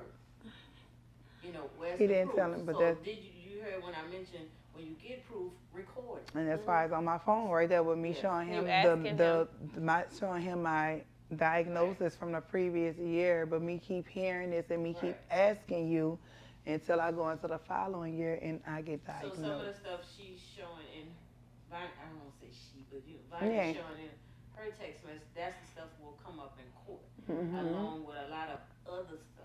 Yeah, Facts. like Yeah. a lot of stuff that's way Yeah, before like, me. Like, when did you start having? So when you mention that kind of he's a carrier, what's that about? Because I heard he's the you one say that exposed me he's. to it. Like I could say that, say for instance, right? If me and B Dad's in a relationship or whatever, and B Dad's know he's infected and he decides to give it to me, by me knowingly know that you're the one gave it to me, I can verbally say your name because you are the carrier that transmitted the disease from yourself to me. So it's not a medical thing. No. Oh, Being a carrier. A carrier is just being the one who's exposing the Yeah. people. Like, mhm. Oh, I thought that was like some medical thing. That's So being a carrier is carrier, like, people kind of think of like sickle cell. mhm. When you have it, we really don't say carrier, but The trait. you don't have traits. You are living with HIV. Mhm. So some people use the term carrier, but that's just saying that you are living with HIV. Mhm. And when you have sex with someone, you potentially expose them to. Mhm. That doesn't necessarily you saying you infected or transmitted, Mhm. because you can have sex one time and don't get it for Mhm. whatever reasons. You can Yeah. have sex one time and transmit it, because I know a couple of women that first time sex they're HIV positive. Mhm. So that term, I'm not taking it away from anybody, but just to understand what it means, Mhm. it's just in reference to saying this person has HIV. Mhm. Okay. Yeah. All right. What else you got? So Well, thank So we you. have Thank to you for provide coming in, this, and make I'm sure so y'all happy present y'all yourself. swatched whatever that was. And there never was no beef in clothes. Baby, y'all made that very clear on social media that there was tension. We're not gonna do that. No. We ain't gonna do on that. social media, let's clarify that. In clothes, Yeah. it never was no beef. It may have been tension on her end, but I didn't get on the internet to bash you. I didn't It was get tension on your end too. It wasn't no tension. From the outside looking in. Yeah, So, it was. Yes, girl. I just, So I'm tell me not gonna how- let you do that. tell me no, how like it was me. tension. All right, so put Tell me yourself how. because and how I took it and took it because we talked about your events. We talked about me coming. Okay, so listen, So- we talked about that. That was probably like way back in the last year, No, right? no, yeah, that was in She the was last never year. over We it. still in the. No. Listen. We talked again. We've never had a personal issue, right? To my knowledge, Yeah. we've never had a personal issue. Yeah. Okay. Well, back in when it was, we had surgery. Whenever we was out the country, we had surgery. That was that last year. Remember Okay, y'all went last okay, year, right? Now, mind you, I have nothing to do with anything. Was going Oh, that on. was a time when a lady came to my house and started to mess So with the listen, gumbo. A lady came to your house. Yes. And from what I And can recall, you just exploded. You ain't even come talk to me or nothing. No. Yes. That's state the facts. All right, Somebody come on. came to your house and they had AirPods in. And y'all were having a conversation about Keith or whatever the case may be. The person called Keith and told Keith. Look up. Listen, let me I know finish. you're talking The about. person I called know Keith you're- and told Keith whatever y'all said. We gonna say- Absolutely nothing to do with me. But since I was present with Keith together, Bonnie called and was like, "Yay, because you with that punk bedazzle and all this No. stuff." Had nothing to do with me. Somebody came to your house. You with remember AirPods you in. called me? I called you after you Yay. said, again, I'm Yay. laying in one day, Keith is on another day. You called and said, well, I never talked about you. I don't know, because if you with that punk beat down, so it has nothing to do Yeah, with it me. was a lady, lovely. She started all the mess. I'm I- gonna just say again, it. I I'm don't know gonna who just started say the it. mess. I can recall She that Keith started got a the phone mess, call right? She came saying into that. my home and she tried to make me talk about Keith, right? While I the already know headphones are in? Yeah, she probably had them covering her ear, which I didn't care, but she can't make me say nothing about Keith, right? So you come, cause she was like, I saw you trying to get Keith to promote your balls, and the live or whatever, and he was like skipping your comment, but that was something messy because Key had done already did what he had to do for me, but you on the outside looking in, but you trying to start mess or whatever. So that goes on to say this. So you took what I said, right, about, because you was trying to drag for Key at my table, and I have another gay friend named Kyle. Kyle was like, we ain't about to do that. Then they go to talking about a Fed situation or whatever, right? So she takes it up on herself. She didn't have no recording of me saying that, because I called her and said, where would you went back and told Keita something like this, and you was like denying it and all this and that and the other. So it was basically he say, she say, because she's a messy person. So no That telling. ain't nothing to do with me. But I'm saying, let me say how you got brought in it. My name in. Let me get it brought into it, because it was more that she was saying. Oh, okay. All right, she maybe she maybe ended that recording and say what she had to say about whatever you, right? So that's what brought you in it or whatever. She said what she said, because I don't know nothing about you. I never had no problem with you or whatever. You know what I'm saying? Me and you talked or whatever. They say what they said about the situation, about with the airports and all of that foolishness or whatever. I still never had no problem with B-Dad. The airports. We ain't about to talk about that. Okay. So No. let me just So- Guy at the airport that you It was a with? guy Oh, that, that's the choice. yeah. I feel like this was a safe space for you to tell your story without the comments on Instagram, the back and forth, That's why I don't know how exciting this interview is going to be, but it is your story. And that's all I want. I think it's pretty exciting. I mean, it's knowledgeable. It bring awareness. And that's we, what- like you said, get to hear our story without the rah-rah. Yeah. And I think it's still and that's going your to truth, right? influence people to engage in healthier behaviors. You know, I mean, everybody wants to talk about they're not going to have sex no more. That's lies and flies. But I think the They're not gonna point have of sex no it. more? That's what people say? I'm going to get on prep because I like sex. I love There you it. go. I love to have sex. I love sex. So I'm you going to gotta get be, on prep. yeah. I mean, just to reiterate, when you're on prep, you still have to use condoms. You still need to get tested. You know, I mean, being Okay, on so prep, you're you're gonna get saying condoms. if you get on I mean, prep, get you still tested. have to. No. What I'm saying. As a healthcare professional, they are supposed to encourage you to still practice safe sex, even though that you're Always on prep. practice safe sex. However, prep is the proven statistics that if you happen to not use condoms, because even for your prep visits and you're gonna test to this, they ask you, okay, how often do you use condoms now since being on prep? Yeah. And most of the answers are this hardly ever because of. But it's Right. just So another backup when I'm saying use condoms, it's not for HIV. Like For the prep other is because taking prep care will of protect HIV. but you But still once get the you track. start talking about the other disease, Yeah. because remember I said protect yourself. this state had 36,000 cases of chlamydia alone, just with chlamydia alone. See, people don't really worry about chlamydia. Let's be real, because it's They do. curable. They do. But you can get herpes too, right? Yeah. And that's thank not you. curable. Right. Not And they don't curable. have no prep for that. Syphilis not curable? Syphilis is curable. Oh, okay. I'm glad you're here. Syphilis is curable. hepatitis, right? Which one? Hepatitis C does have a cure now. Back in the day, that wasn't cured, just treatment for hepatitis C. Does B have a cure? It's treatment. So everything has treatment besides HIV and Hepatitis B. No, the H's. HIV, HPV, what's that? human papillomavirus, which is people tend to just focus on the genital warts category, but there's a lot of categories. And that's why they say everybody have herpes.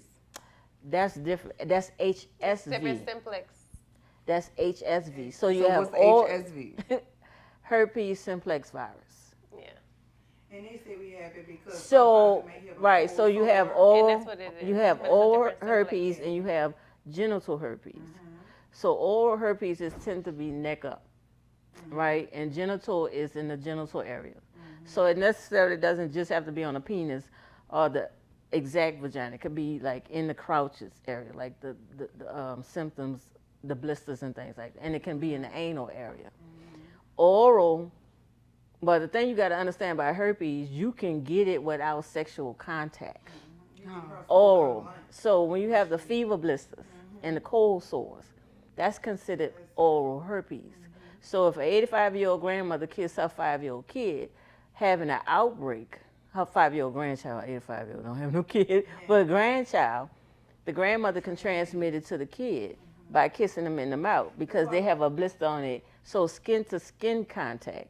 So that's why we got to know the facts, because So even when with you condoms, talk, you can do skin to skin, right? so if they so let's say male is penetrating a woman, just for example purposes, and he has on a condom, but the blister in the outbreak is affecting his nuts, his testicles. So he has a blister. So the nuts is hitting the butt, the lips, but the penis is covered. I had you withdraw, making some noise. A high flat, but you get what I'm saying? So skin to skin. Okay, The so penis condoms is doesn't covered. The prevent- penis is covered, but not the testicles. So the testicle so So you should. Is it safe to say you should inspect that area before? it's safe to say you should get tested. It's safe to say you shouldn't do it when you have an outbreak. That's one rule. That's the honest truth. Like, You I'm should, saying, when like, if you having if you having a have an herpes outbreak, you have a outbreak, sore, you should not be Don't having have sex. You shouldn't have sex. That's because the only way you can transmit yeah, that's that the disease. suggestion. But sometimes you don't know. People don't know what herpes looks like or feels like until they get it. So And some people don't know to they pre- have it until they go to the doctor. and Right, get that so to swab tested prevent make the- sure that they are HSV positive, because Right. it may not always be a sore that have Right. HSV into it. It can be like, it probably be like a little hair bump or something, Yeah. So where you could go get tested, you're like, no. But if you have an open lesion with blisters around it, you have to, the doctor, like my doctor say, I don't have HSV. They like, if you ever come in contact with it, you have a sore open and it hurts, it burns, it's real, it hurts, they say it hurts so bad. You have to go get that tested and they're gonna swab. swab it, So- or if you can't wait to that, they'll do a blood draw. So what they saying, when I guess what you're referring to when they say a lot of people have herpes and don't know it, you're talking about the oral. In that instance, that's what that statement tends to refer to. But it's not limited to that. So I know we have time well spent, but just to know the facts, because sometimes you get this and don't understand what that means, and you get this piece, and get on that CDC.gov website and get the facts. Don't get on nobody live. Don't get on social media unless you go on the social CDC social media pages or the state health department to get that information from there. How HIV and other STDs or STIs are transmitted, because you can get HIV without even have what we consider sex. Remember I said breast milk, right? A lot of people don't consider oral sex, no matter how much sex is behind the word oral. So if you're getting head or giving head, they don't consider that. But you could get any disease you get in the anus or the vagina or on the penis in the mouth. So your dentist could probably tell you, have you been tested for gonorrhea, because they're looking in your throat. They're not going to say that you have gonorrhea. They're looking at the signs and symptoms in your mouth. So if you go to the dentist, they're going to ask you, did you have this, and do you have, and if you have fever blisters, they're going to talk about that too, because that's your oral health, right? So all of that you have to take in consideration. Like, you don't consider kissing sex, but if you kiss somebody with a fever blister on their mouth, you're now transmitting oral herpes. Now, if that person with a fever blister don't have genital herpes, no blisters on their areas or no kind of outbreaks going on, it's just in their mouth, they go give somebody head with that fever blister. Now they giving somebody genital herpes. Skin to skin contact. You get what I'm saying? So to understand the facts about it versus what everybody, so the best thing to do is conversation and getting tested. So if somebody's trying to dissuade you or persuade you not to get tested, that's a red flag. But if you say, okay, hey, I got this, and this is the best way if we're going to be together to handle this. That's fair. When you get that permission, record it. I'm going to keep saying record it. Record it. You A lot get of in people are permission. not going to even want you to record them because No, well, you you record can yourself, listen. right? It's You a couple of record things. I'm saying record it. You can write down that I did this, I say this. We have a contract. I mean, it sounds crazy, but you're getting yourself a burden of proof, because when Mad Day comes, I want you arrested. You get what I'm saying? Just constantly go to the doctor. Get tested. Get tested. Get on PrEP. And I'm saying get on PrEP because Of course. PrEP is the contract agreement that you have to show up every 3 months. Yes, to get tested. So Every 3 months you get a It's full the way we panel of document. all of your So results. we just want to All the encourage survivors, everybody to everything. get tested, spread awareness, and share love, not judgment. Right? And we've talked about prevention, but let's talk about if it already happens, where do we go? So if you learn that you have HIV, because you got to get tested to know. So you're probably getting tested at a medical or a health provider or a HIV provider. So when we're telling somebody, you know, the test came back positive, we do a confirmation and we ask them. Who is we? HIV prevention mobsters. Okay. We on Instagram, is spelled just like that. We ask them, we give them a time to respond, because it's usually,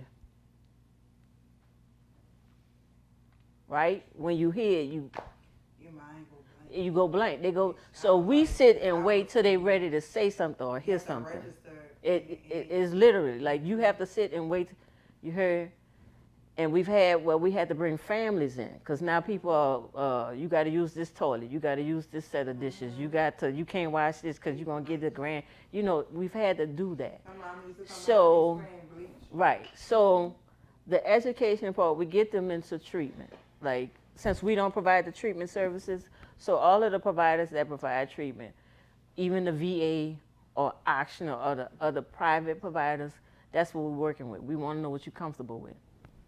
So all the other needs you may have, whether it be housing, counseling, food, job searching, just all of the other stuff, we work to case management that is specifically for people that living with HIV or other providers. So we're making that connection even if we don't provide the service. All of it is voluntary.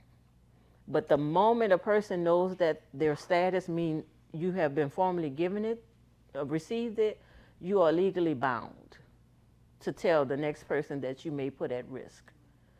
You know, I know sometimes people don't like the word risk, but just so people can understand what I'm saying. You have to say it. You know, I'm living with HIV. So that's the discussions we have to talk about. And we do have to say, now we do report, we send our paperwork to the state. You may get a call from the DIS worker. People are living with HIV, they're going to get that call. And as you heard Vonnie mention, they're going to ask you, what's your list? Right? And the DIS worker calls your list, but the DIS workers don't say, Vonnie gave me your name.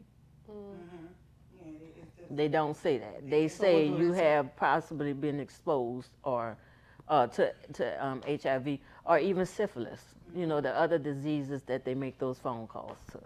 So all of that takes place when we get, when we're testing.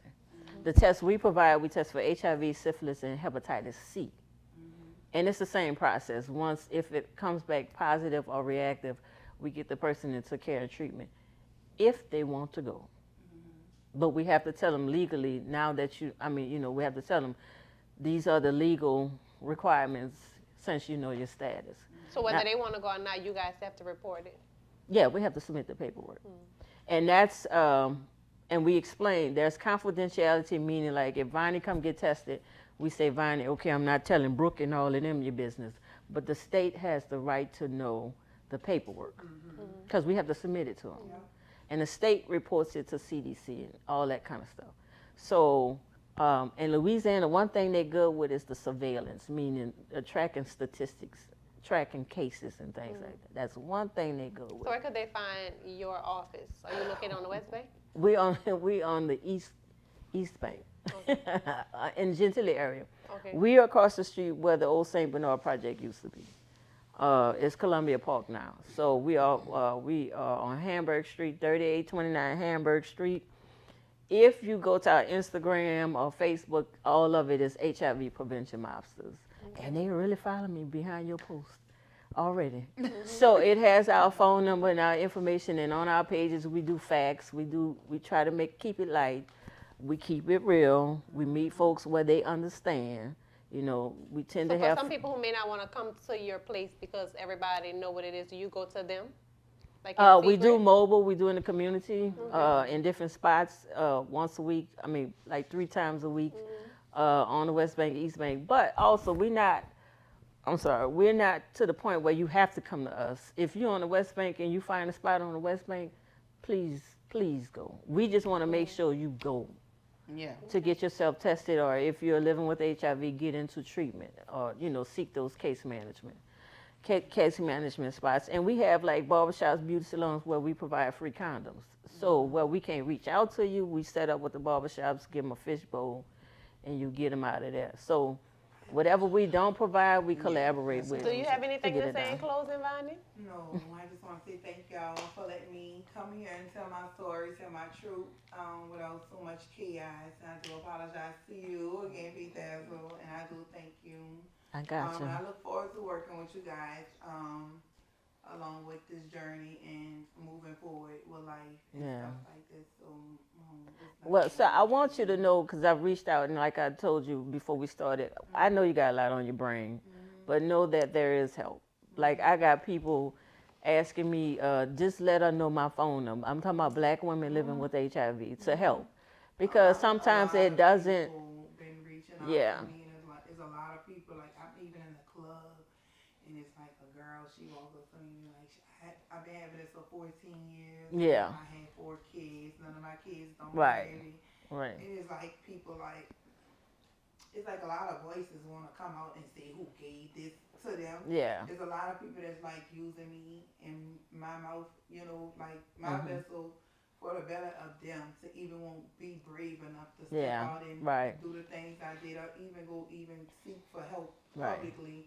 There's a lot of people living with this who are scared to go do treatment. There's a lot of people, like one of my close friends just came out and said he was 10 years in it or whatever, and he never told me until I came out. Right. So just imagine how I feel like 2 years in it, just telling the whole world. Yeah. Versus a person that you with every day, smoking, we talking, we out clubbing, and they 10 years into something you just walking into.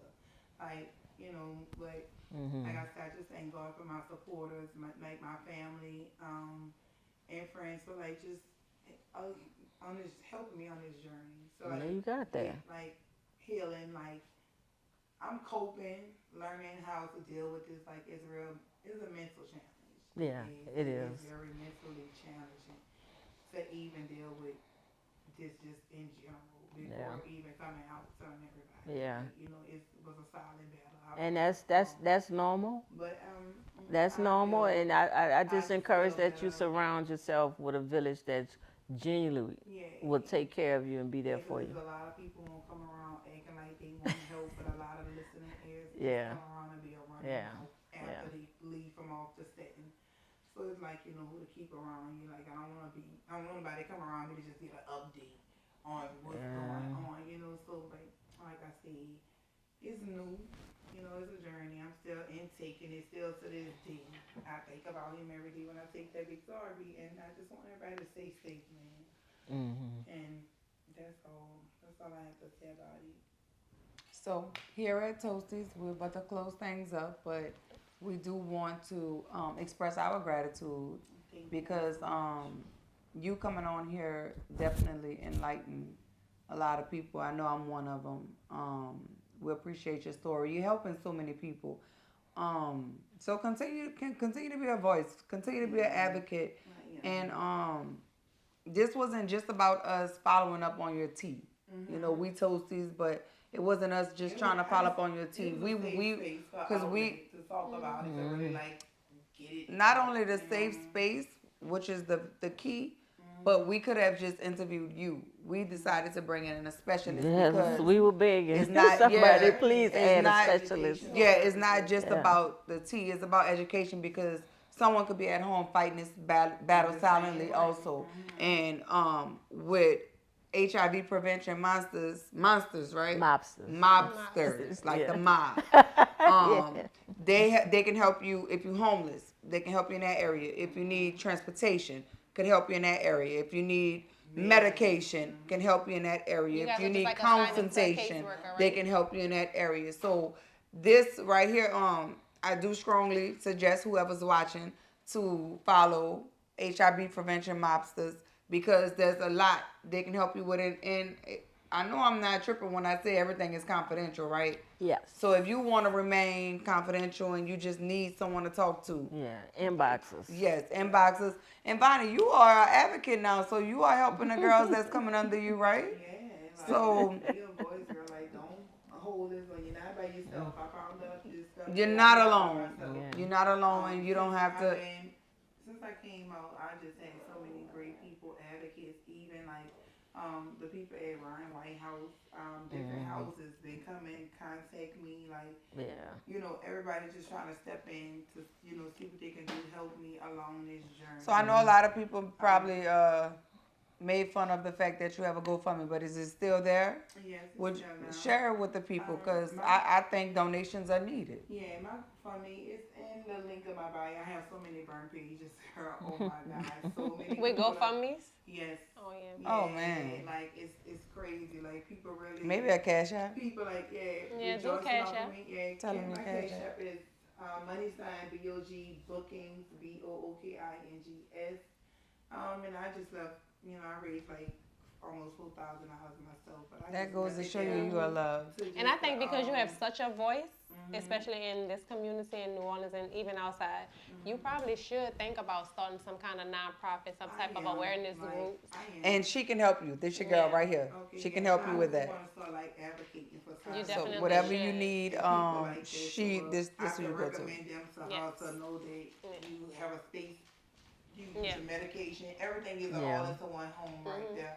So where you don't have to go walking into the Yeah, hospital. this may and be your clinics, journey, like, girl. you know, God does things in that's mysterious what ways, they- Vonnie. Like I've been trying to like intake that and maybe say like, you know, I want a guy. I think you should. I think you should. Child, so Yeah. he knew that I know to give her this assignment because I know that her skin's so tough to where she don't care about what nobody say. But it needs to be out here. Like, let me use you as a vessel. You're so doing it anyway, Vonnie. Yes. So I think y'all two should connect, Yeah. switch And we numbers, and she could definitely help you with that nonprofit. Yeah, I want to start there, man. Because it's like, it's a lot of people like me. Like I said, I was dealing with this. Are you guys by nonprofit? myself. Yeah, we are actually a faith-based nonprofit. So Okay. it's our church, and our And- church has an HIV program. So we wrapping up, y'all. We wrapping up because we've been We here are so wrapping long. up. We are But wrapping listen, when they tell you they allergic to latex, we got the Hidden Vault got the non-latex Yes. condoms. And when they tell you they won't use toys, you know the Hidden Vault got the sex toy condoms. So condoms are of all sorts. Make sure you grab them. The Hidden Vault, and they're very durable and got a lot of lubrication. Kind of.